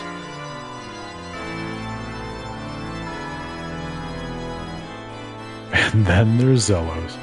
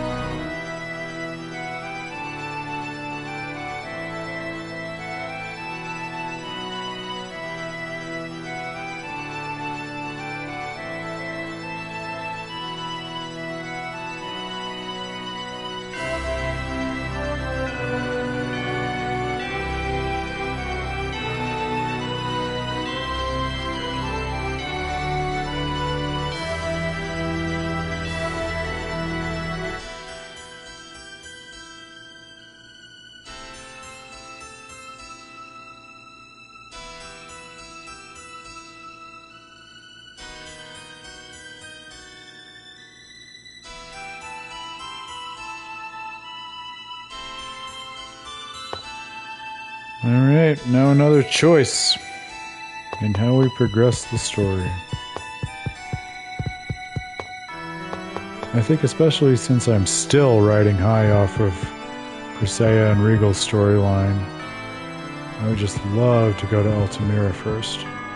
But since Hilda's here, let's see if we can get the letter for Heimdall. Save time later.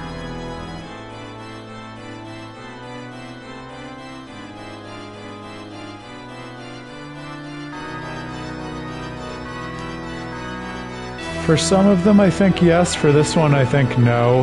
I think, because with the summon spirits, too, as we explored, you could make bonds with them in various orders, and it didn't really affect the outcome of the story. So I think it's more of, like many choices in this particular strain of JRPG, it's almost like, actually, as I'm thinking about it, like some of the more obvious choices, like this one we're encountering in terms of which place to go to first to build the cure for Colette's disease, like those don't have as much of an impact on the trajectory of the story as you'd expect. And then it's more of the like subtle things that wouldn't even be on your radar, like which characters you're going to split into which parties in a raid on a human ranch, that end up having more of the lasting impacts on the story much later on after those choices in ways that you don't expect, which is cool because it keeps you on your toes and forces you to really think critically as a player of like, what do I want, regardless of how that will or will not have later bearing on the story.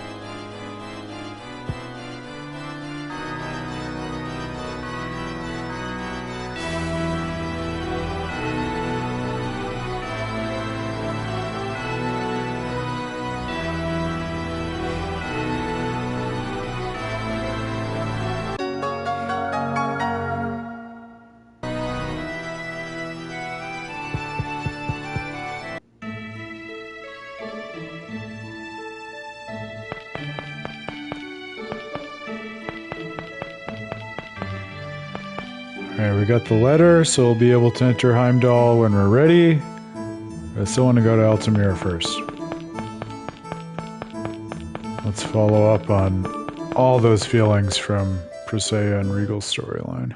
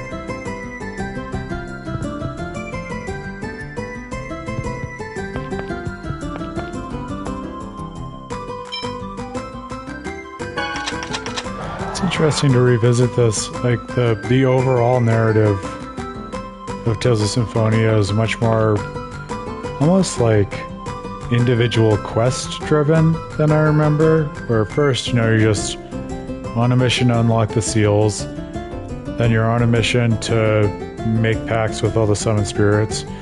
Now you're on a mission to cure Colette from her sickness, and so it's very easy to be drawn into those individual quests as a player, and it's only sort of once you take a step back and see the context of all of them together that you get a sense of the overall contour of the arc of the story. Again, that's another thing where, because of the way it focuses you antecedently on the individual quests, it almost invites you to replay the game more than once, so that then you can get the overall context in a way that might be inscrutable to you just on a first playthrough.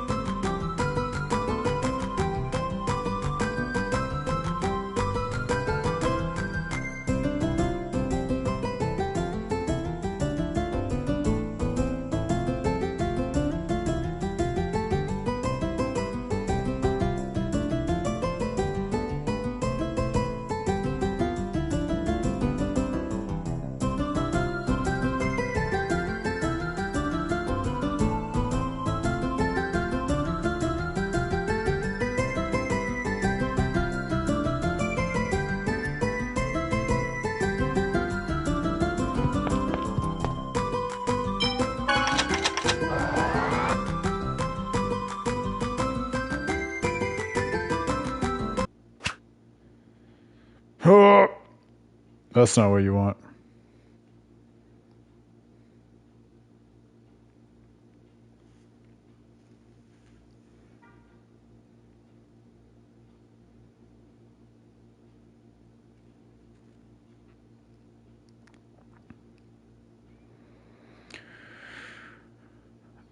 that piece I did was right in the sense of just it takes way more time to get through a game and really appreciate it than it does with a corresponding classic novel. Is that what you mean?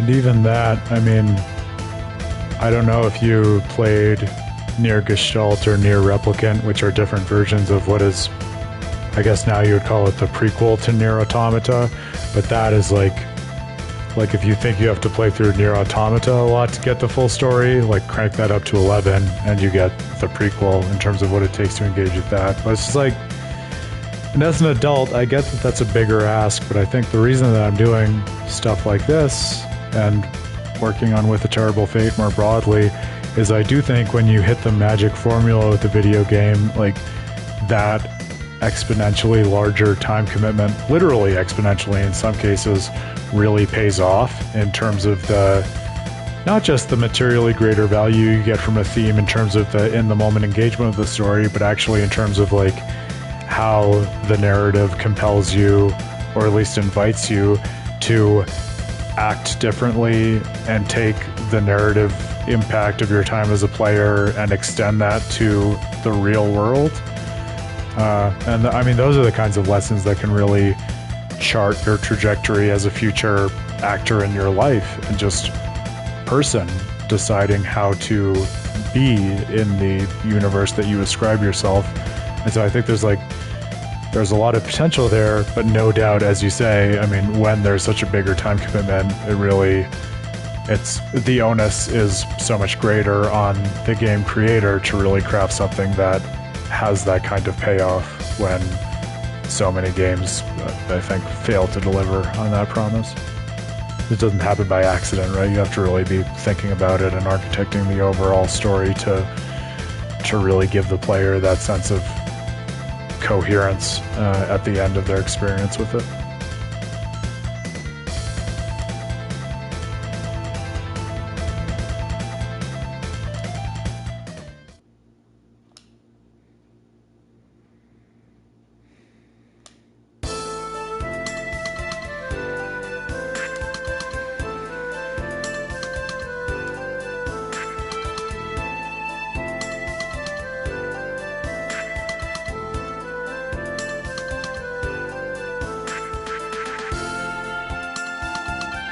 How's that for a name of the place where you have duels? The Isle of Decision? I love it.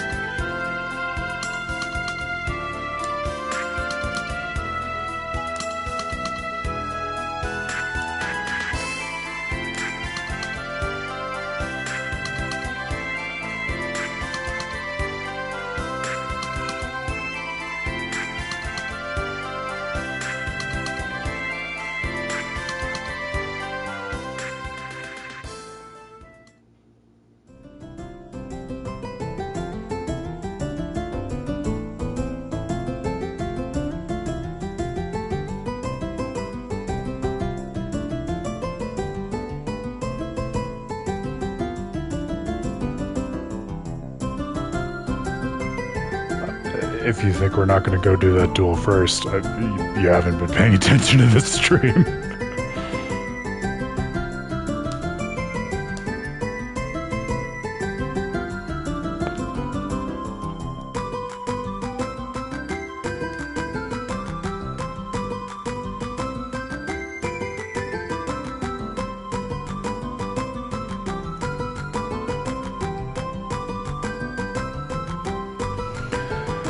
Okay, so listen, I don't want to say I'm going to fight you on this because I don't want to really fight you. I think we're on the same side, but I'll give you a counterexample, right, to play devil's advocate. So with something like, that's not the right place to start this. Let me take a step back. So I don't know if you've heard of this whole method of storytelling that was sadly made popular in TV through J.J. Abrams, because Abrams gave a TED Talk about it called The Mystery Box, where the whole idea was like, design a story where there are always fewer answers than there are questions, and so people will keep coming back week after week because basically like their lizard brain of wanting to try to understand all of the answers is not satisfied, and so they'll keep coming back to try to get those answers, right? And in something like a TV show that never gives you all the answers, like again J.J. Abrams with something like Lost, that can be really ultimately very disappointing and dissatisfying. But I think it's something like a video game, it can be an interesting tool where, like, and this gets to the point of why I'm responding to your last comment with us, like with something like a Nier, Gestalt, or Replicant, depending on which version you played, like, I have nothing but love for those games, but when I first played them, the thing that really got me to play more after the first playthrough wasn't, man, I really love this game, I'm so passionate about these characters, I want to spend more time with them. It was more like this sneaking suspicion that I think a good game designer can give her player, where it's like, man, I feel like I don't really understand the full impact of what I just did as a player, and I want to learn more about the world in order to even get if like what I just did was a good thing or a bad thing. And that's what Nier is so good for, right? Because like the subsequent playthroughs really change the context of what it meant for you to make the decisions that you did as a player.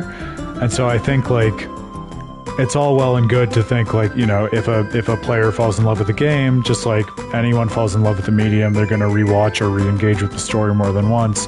But I think when you take a certain kind of activity in it, there's an added impulse to try to make sense of the meaning of your own actions. And that can be an interesting way to pull you through the same story again, where it's, you're going through the same events, but you're actually seeing it through a totally different context. Whereas the same thing isn't totally commutative when it comes to like a TV show or a novel or a non-interactive medium. But it's big-ass time investment either way, so I'll be the last person to argue that point with you. I don't care what you guys say. Something is going on with Zelos.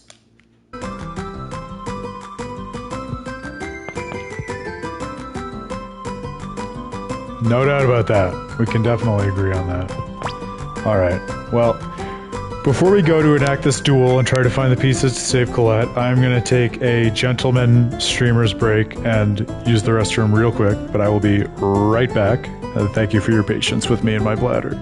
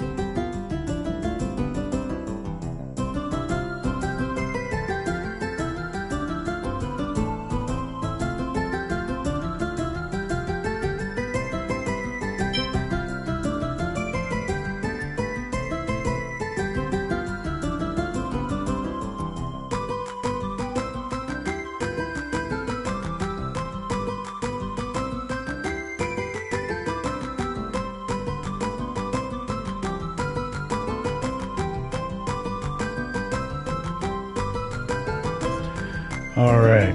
Thank you for your patience.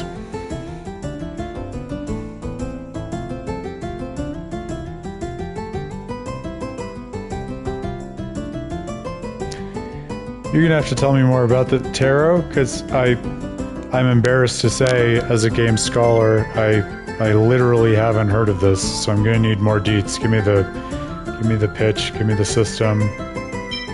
What do I need to know to push me to play it in the first place? I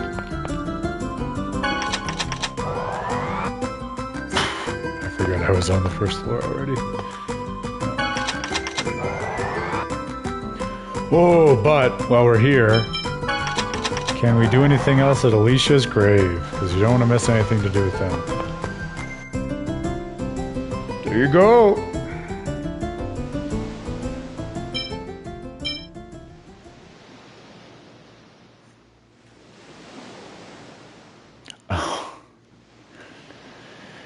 Yeah, I was so already out of our last conversation that I assumed you meant a game named Taro as opposed to Yoko Taro.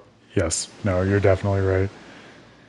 And honestly, that was one of the things I liked more about discovering and playing Nier Gestalt in, it must have been 2012, prior to Nier Automata.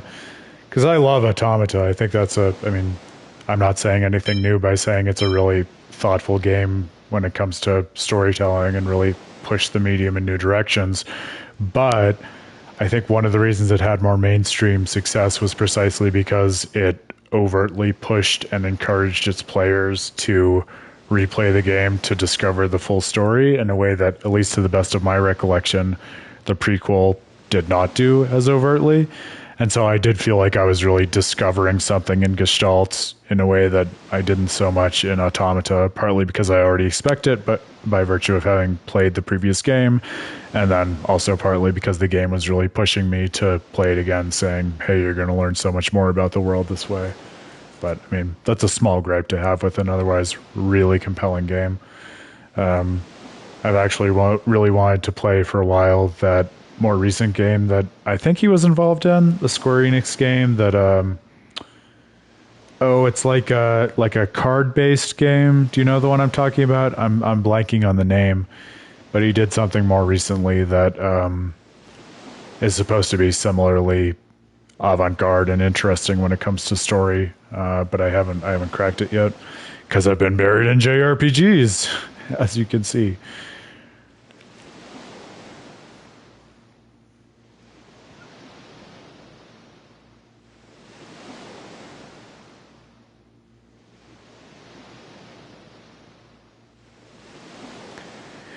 Okay, also, I mean, especially since you're the only one hanging out on the stream right now, Chrissy, I mean, I'll tell you, for all, like, your interest and engagement with games, if you have, any other ideas for games that, you could have someone else play for you, that would be fun to play like this, obviously buried in the Tales games right now, but I am happy to take requests, and I'm glad you have someone like that for you who is helping to play through such a thoughtful and cool game. That's a valuable thing to have, for sure.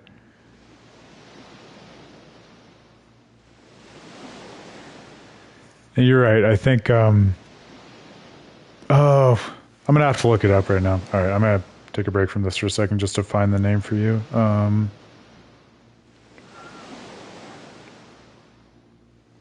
It has a, shockingly for a Yoko Taro thing, it has a weird name. Actually, it doesn't have that weird of a name. I'm totally making things up. It's a very straightforward name based on what I said, that it's a card game. Voice of Cards. It's had multiple iterations, I think. It only came out like maybe 18 months ago, if memory serves. It's relatively new, but they've released a decent amount of additional content for it. And the pitch that I saw for it, that besides Yoko Taro made me really interested in learning more about it, was that it's a game where basically you play different cards from like a deck. So think of it as like a card game, or like the combat from Kingdom Hearts Chain of Memories, if that tracks, or something like that. But based on the cards that you play to advance the story, there is a narrator who basically explains what is happening in the story in a way that is responsive to your choices. And that was literally all I needed to hear to be really excited about it. but I still haven't played it yet. That's it's something I know nothing about besides that premise, so it actually might be fun to stream for that reason. Yeah, we should talk more about that. Games you'd be interested in watching, because you have an outsized impact on the audience right now. Let's put it that way. Cheers. All right. With this decision, I was split because I think so much of the storyline with Alicia and Presea and Regal is intrinsic to them, and so I feel like standing to the side is kind of warranted, but I also feel like they're part of the party, part of the family at this point. It's worthwhile to extend our thoughts and sentiments to them as well in prayer. So I'm going to go with that option. But I'm interested if you would have gone the same way, especially since, you, Chrissy, I know you caught up with the last stream prior to watching this one. So the whole Alicia plot is pretty fresh in your mind. I wonder, if you were playing this playthrough, which one you would choose.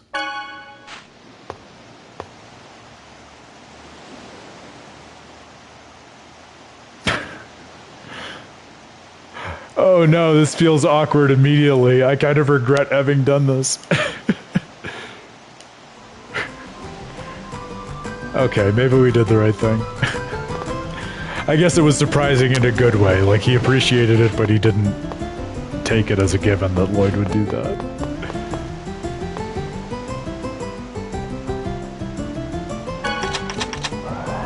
Yeah, I'm on his side too.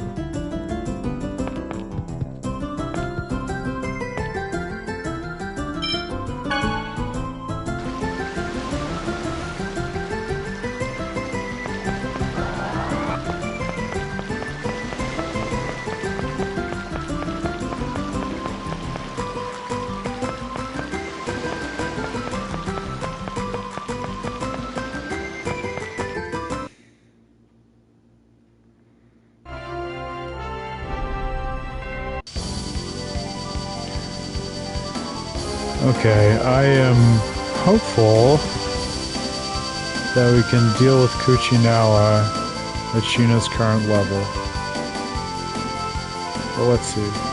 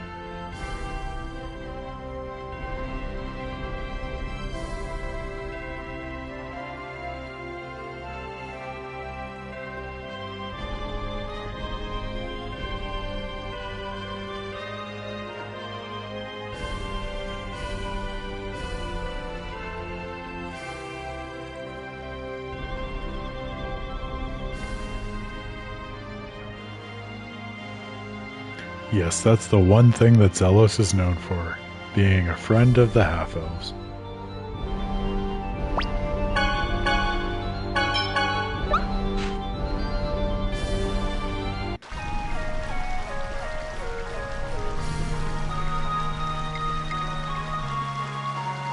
Oh, boo, she won't even let us redeem her character before we get the Zircon. That is so true to who Sheena is and what she cares about. Oh. She's just... I will die on the hill of Sheena being the best. We don't deserve Sheena. I don't know that I ever tried that before. I feel like that's the first time I ever got that dialogue.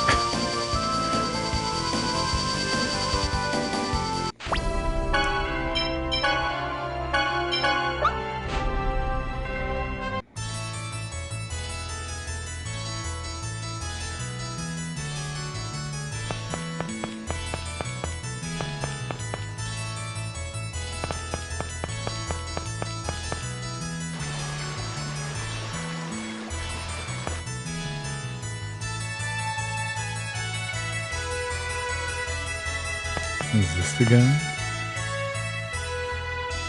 No, he was just suspiciously standing in the path, which made me feel like he was the right person to talk to.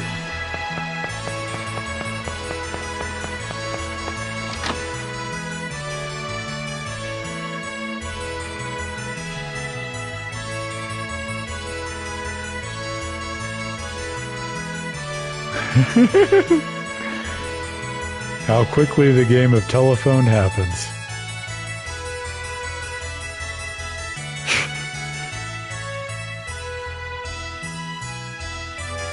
No, no, never whole, only in pieces.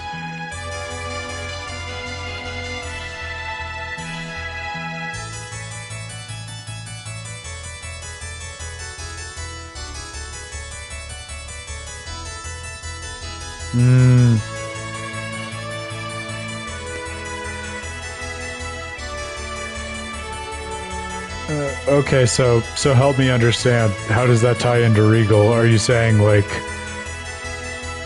why didn't Regal try to save Alicia at any cost, at the same way that Governor General Dorr tried to save Clara? Is that what you mean? Like you see it as a failure on Regal's part?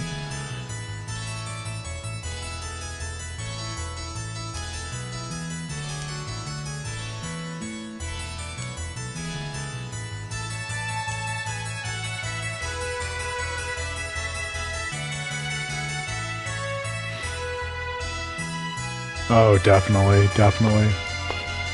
And I think even, like I was talking about when Perseo was talking about Chocolatte's hatred of Lloyd, it's the same kind of suffering that you get with Marble and the way that she transformed into a monster.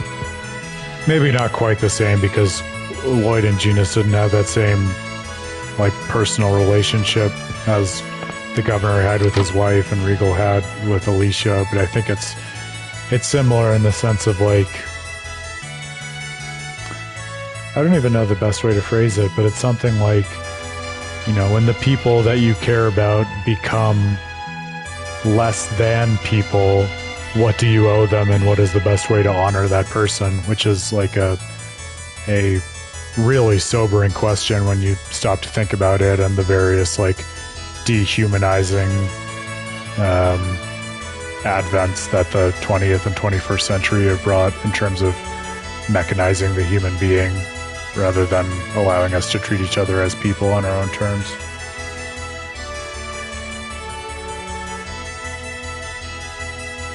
I don't know, though. I mean, that's an interesting question. Like, would Dorr have come to the same conclusion of Mercy killing his wife? Because, like, I feel like part of what's so sad about Dorr was that he was just so desperate for a way to save Clara and so broken at the hopelessness of it that he was willing to do, like, whatever anyone told him to if they promised that there was a way to save his wife. And, like, he wasn't even, you know, willing or interested in fact-checking it or anything like that, to the point that, like, he was willing to...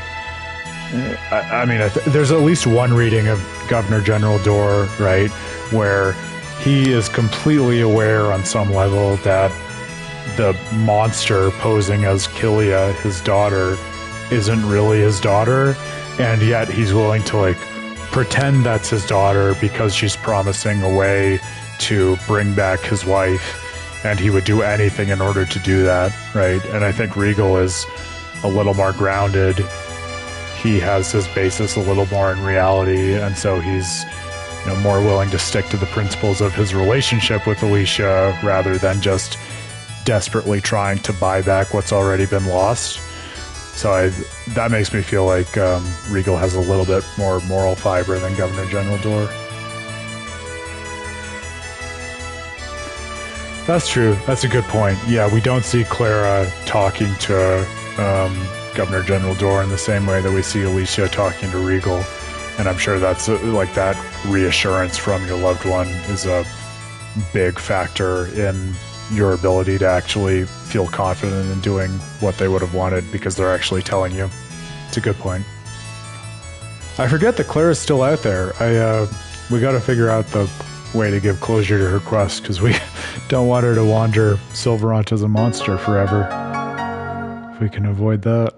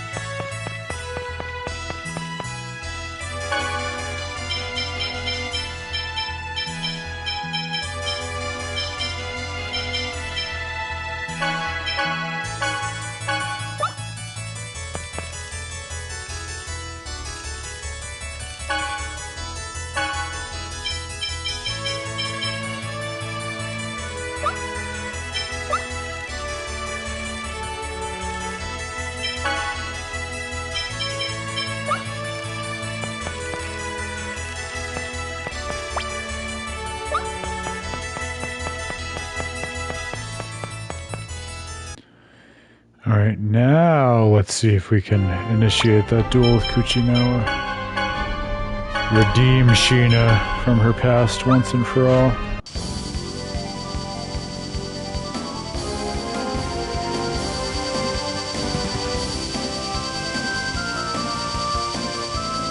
If we don't run into the Tower of Salvation on the way.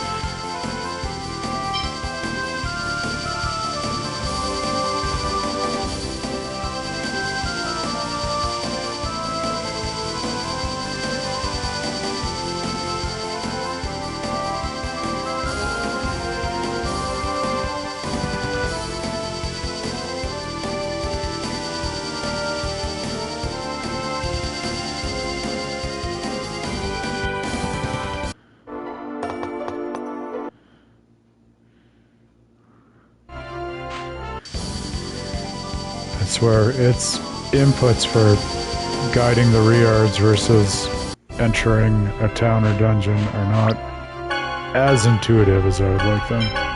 It's easy to accidentally fall into a new area.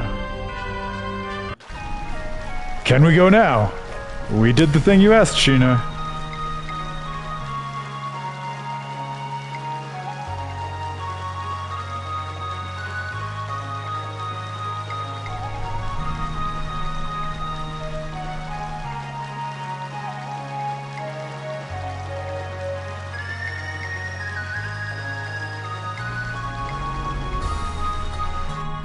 Alright, here we go. The true story continues. No, I'm kidding. Kind of.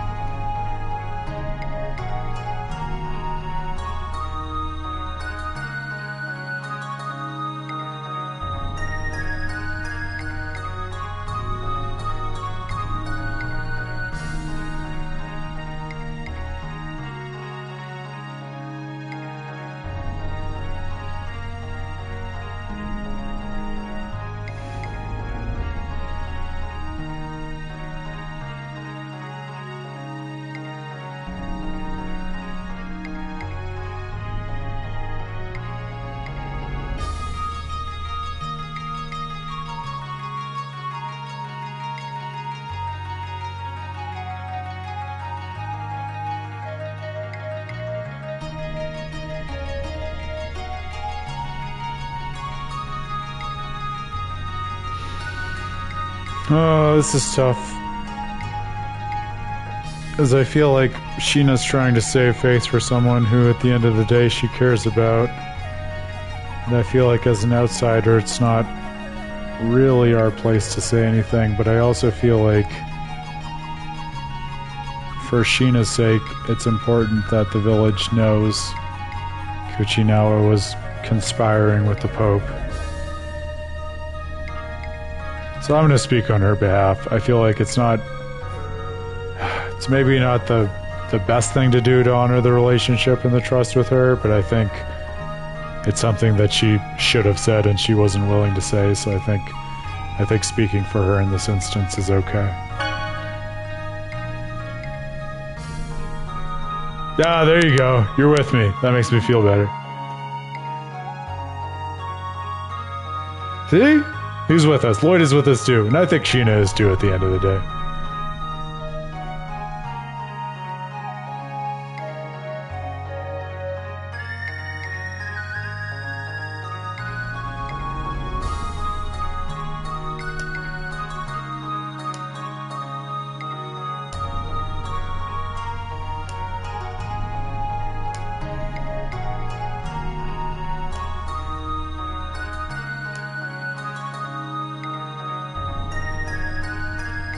You watch, Lloyd. Was that not clear from the name?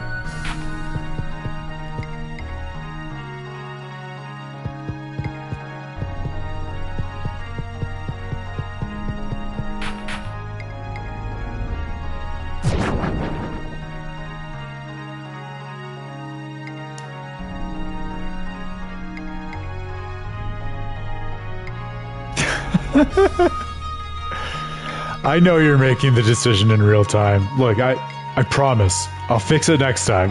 You've got my word. I'll try at least. I got this whole plan. Hopefully by the end of the next week, I'll have all the tech to just be running off of a computer on OBS rather than direct from the PS5, and everything will be real time and beautiful, and the graphics will be better. I don't want to oversell it, but it might be the coolest streaming ever. So, make sure you don't miss. How about the deep lore finding all of the instances of the Wonder Chef, though? That's the real story within the story.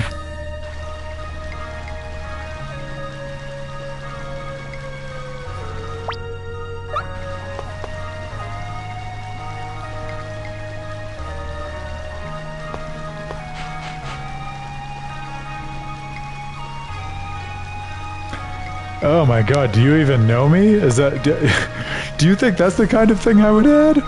I'm literally just trying to make the stream look better and flow a little better, and also, frankly, be set up for when we want to stream things that aren't on a PS5. Like, I'm thinking a lot about Tales of Symphonia 2, which is, at least the version I have, is on the Wii, so we need some extra tech to do that. So, no. The last thing I would want is an excuse to make things gaudier and less engaging, so don't worry about that.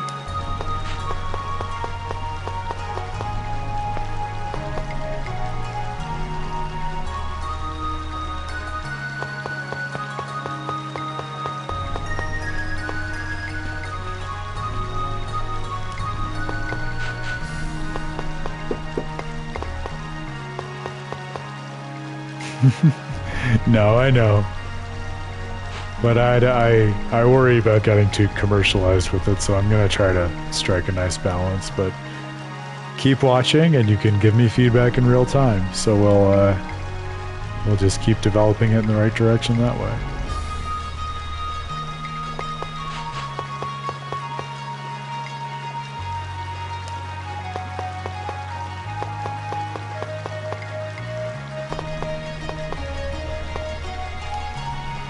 Alright, let's give this a shot.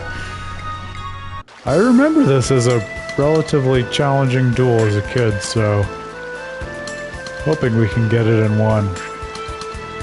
I think it's also missable. Like, if you want to just continue with the main story, you can ignore Kuchinawa and Sheena if you really want to, but would you want to at the end of the day? This seems like such a key thing to me. When all said and done.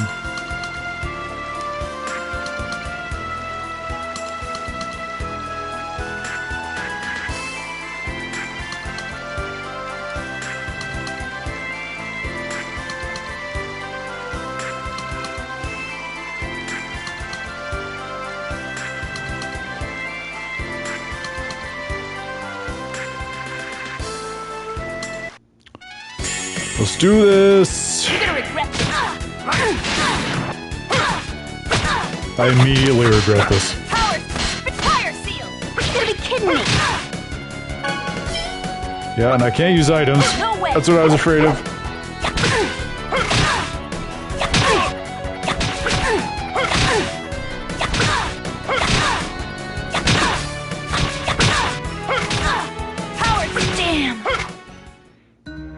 Jesus, that was harder than I remembered.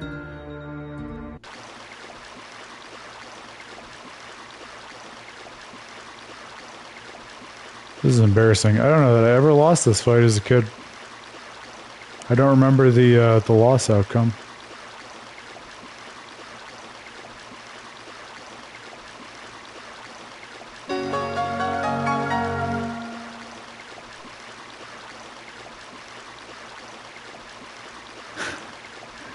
Noted. It's doubly on my list now.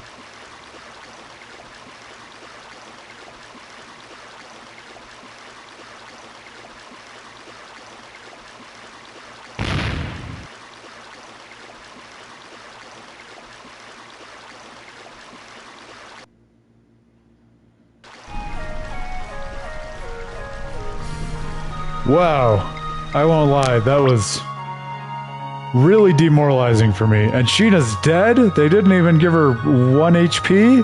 Which is so typical of JRPGs? Wow. I really feel like I let the party down. And this is not something I'm familiar with. But, you know, I will respect the outcome of the stream and play it forward. I'm really let down though. If I were playing on my own, I would probably run it back and reload the save file and try again. But we're gonna try to just live with the outcomes of our choices on this stream. That's the vibe. No, come on, I mean... No, I think we should just... We'll just play it out.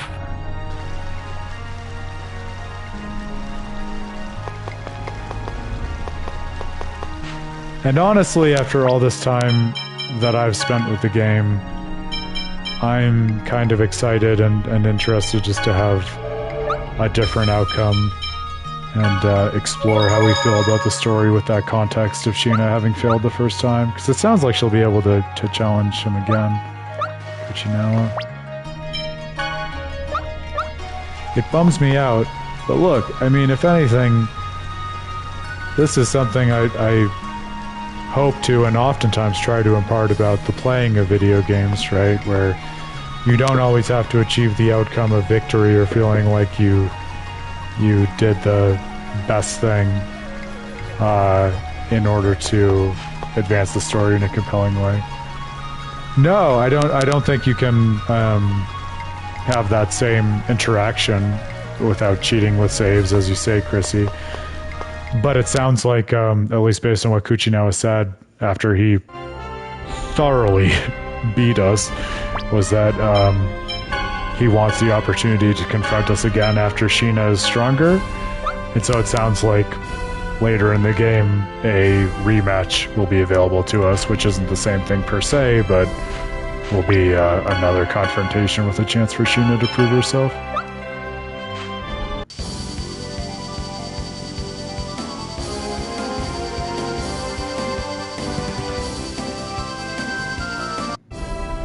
Heimdall, that was the other place we were going, which was south of the Tower of Salvation.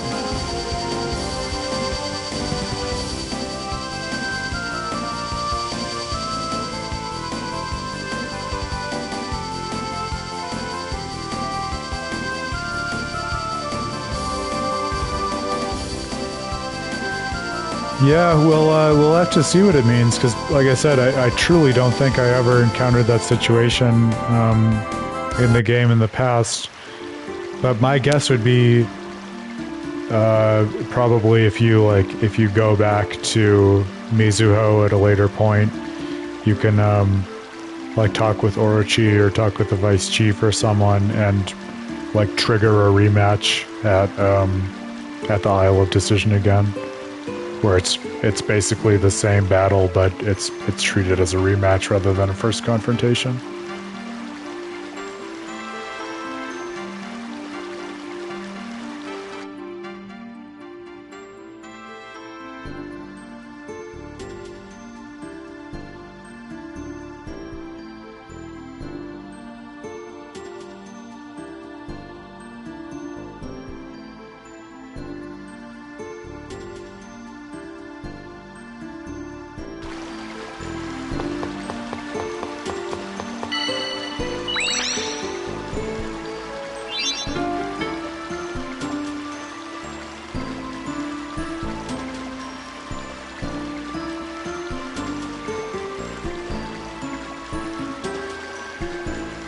The sorcerer's ring that emits musical notes.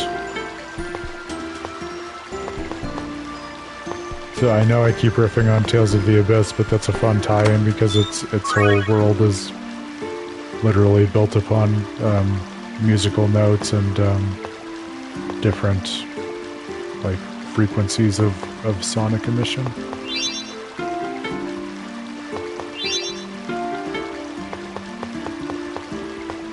I do remember it was hard to figure out how this one worked. It clearly wants us to learn before we leave this area, though.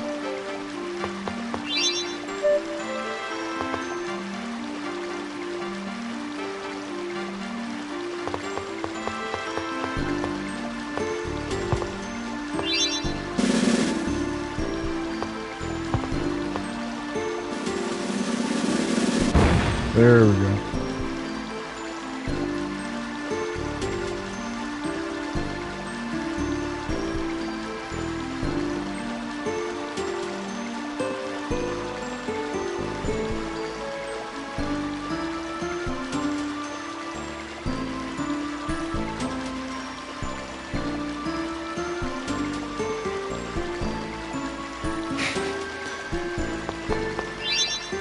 And we're back to the theme of Lloyd being really, really stoked about things for 5 minutes.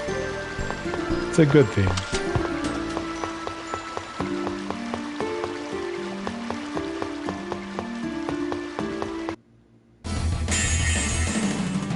Let's see if numbers will make up for the lack of strength.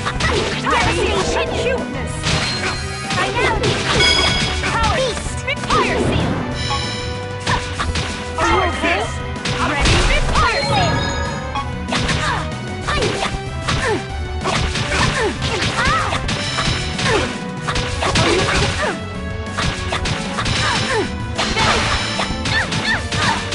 Ready?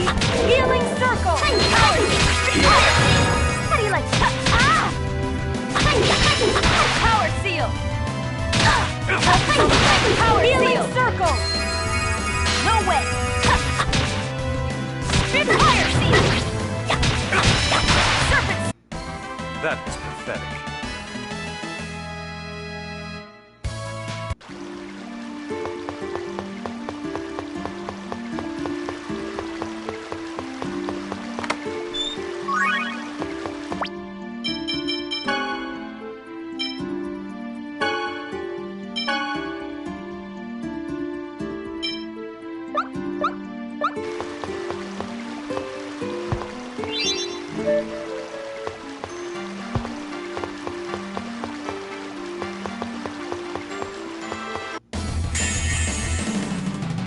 Get ready. Punish. Ready? Cuteness. Eagle die. Serpent. Spitfire. Feudal. Spirit seal. Perfect. Don't get in my way. Power. Spirit seal. Ready? Devastation. Power. Spitfire seal.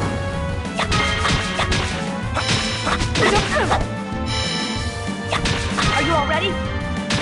Power seal. Photon. Try this!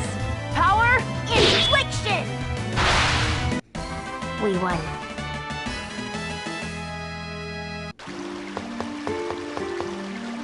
Man, that gave us a whole lot of grade. Got a whole lot of grade.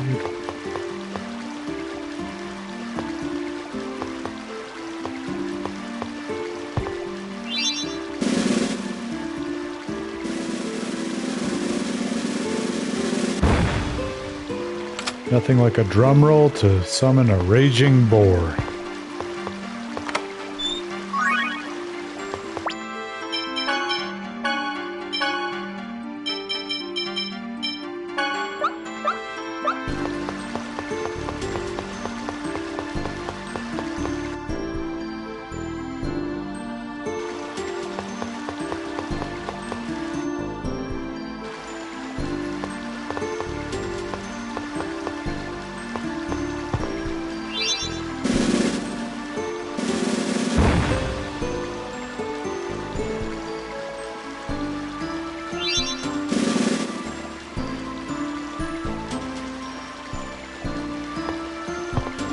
have to hit it from both sides.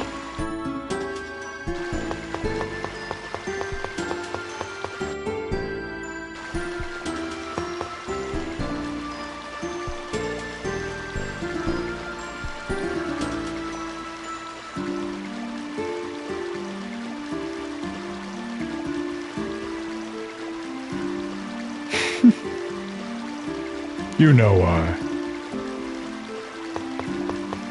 Lloyd finally found his intellectual equal. This is ridiculous! Don't get in my way! Ready? Fire!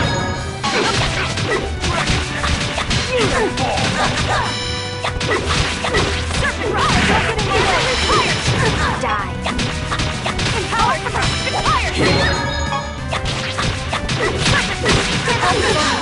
Nurse! No way!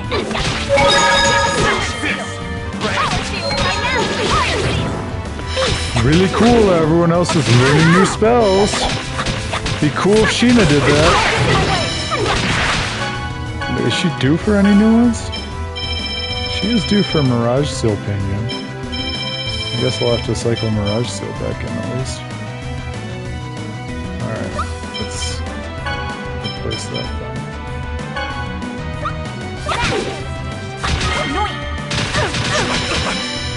I call upon the envoy from the dark abyss. I summon thee. Come, Shadow! It looks like it is over.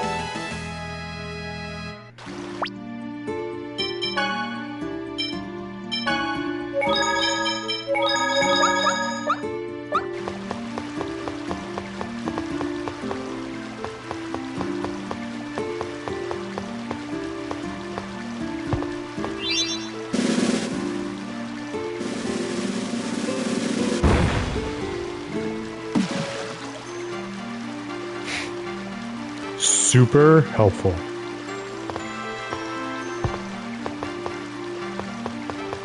Oh, actually, I'm thinking the bug might beat one of the fish or something. I remember this being more complicated than I thought as a kid.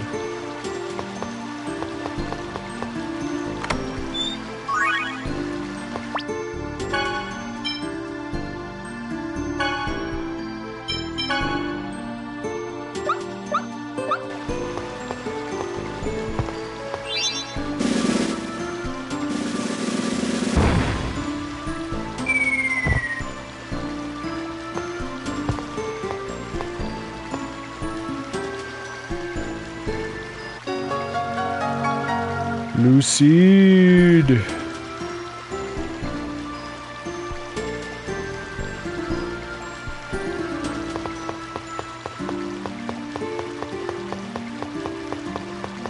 Okay, I think I remember what we do next. We go back to the start of the forest. I think we can plant that seed. And open up our manifold of actions we can take with this sonic ring. Pick up the phone! I called it.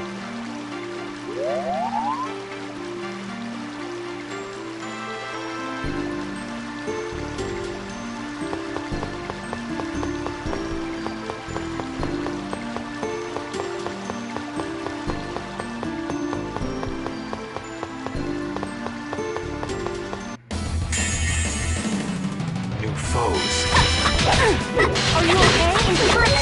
Fire siege! You ready for this? Okay, so, you know, strategize about how to actually acquire a new skill for Sheena. It doesn't take that long to get two, because I'm only banking on one. Healing circle!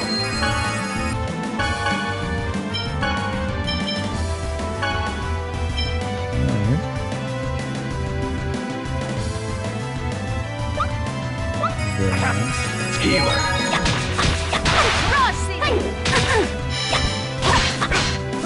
Serpent seal pinion! Field barrier!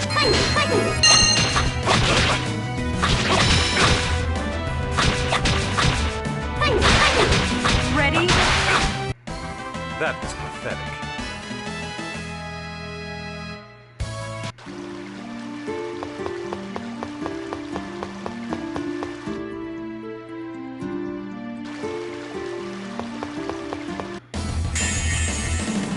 All right. Ready? Acuteness. Rust. Serpent seal. Pinion. Devastation. Fire. Rust. Seals on the ground. Healing circle.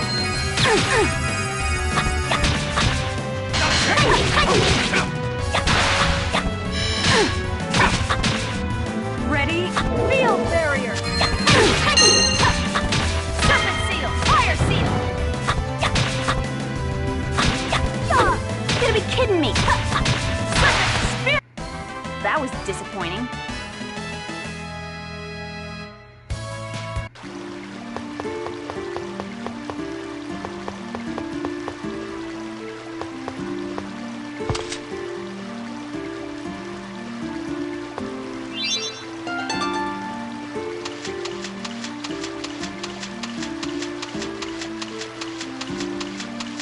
Awesome.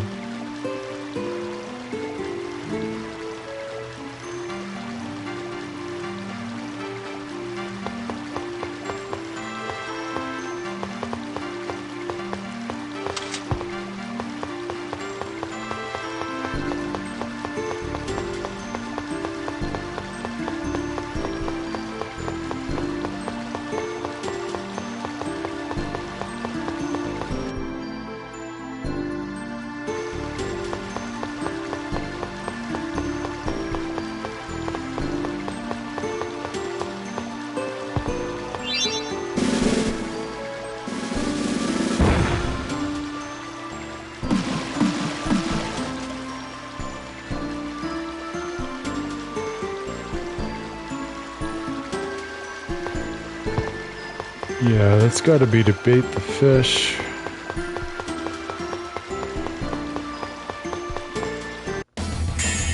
We're not ready for that yet.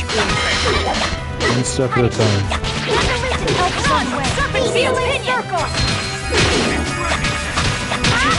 Serpent seal. Pinion. Don't get in my way. Ready? First run. Serpent seal. Pinion. Fire seal.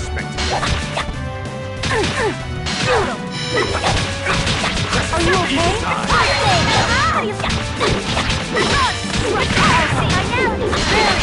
Serpent seal. Pinion. Are you all ready? Serpent spear. Fire. Do not bother us.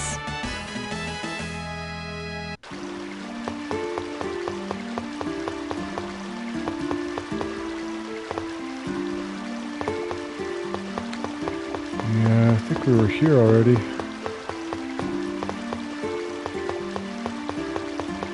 We have to get to the other side of that boulder, I think is the next step. All right, let's do it. Ready? Field barrier. Spitfire seal. No. Are you okay? First aid.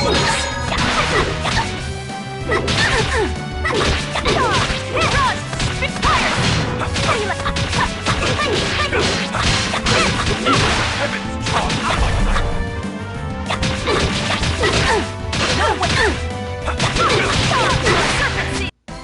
That was disappointing.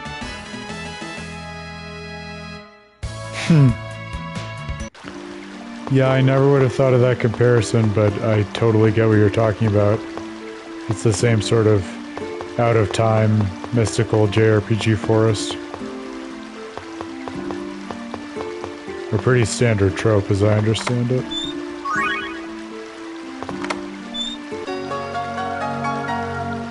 Seed number 3! Alright.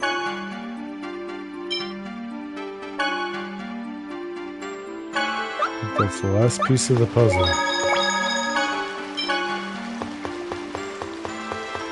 We go all the way back to the beginning. We must be merciful. Rush! Help Rush! Serpent seal. Pinion.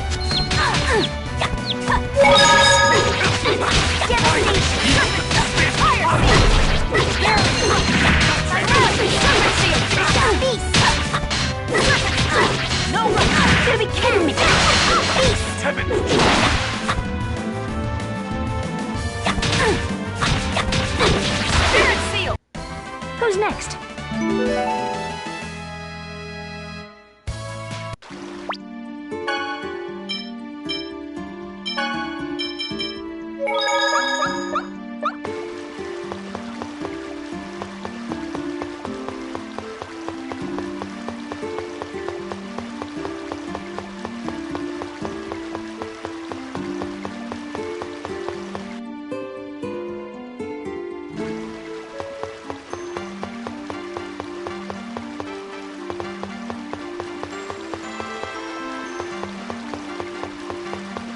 Seed number 3.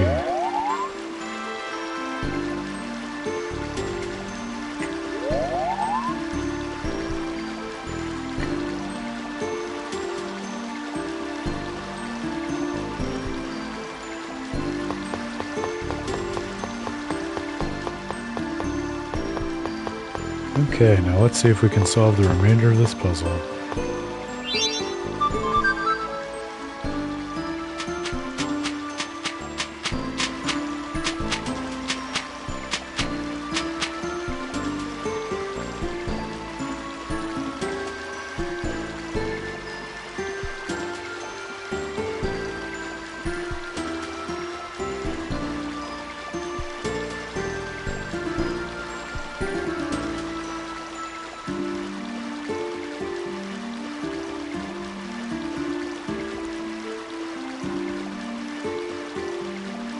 That's weird.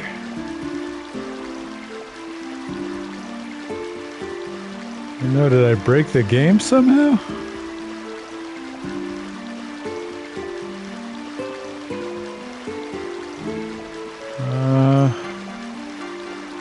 Oh no.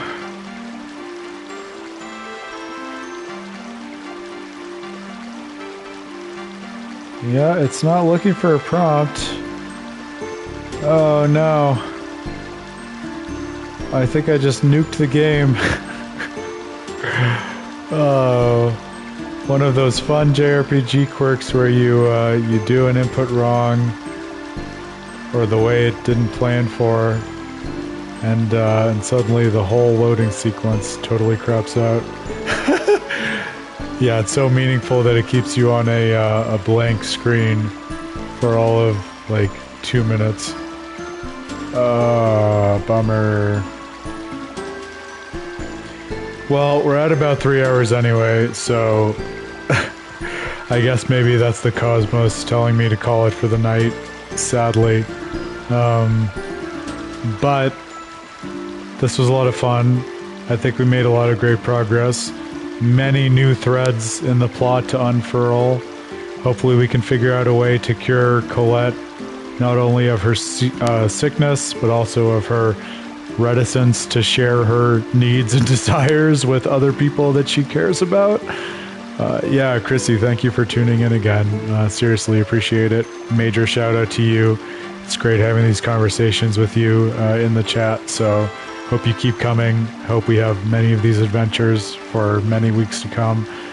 And I will try to beef back up the save file to the moment we were at when this sad moment happened by the time we get back into this Monday. But yeah, it'll be same time on Monday, 7 p.m. Eastern.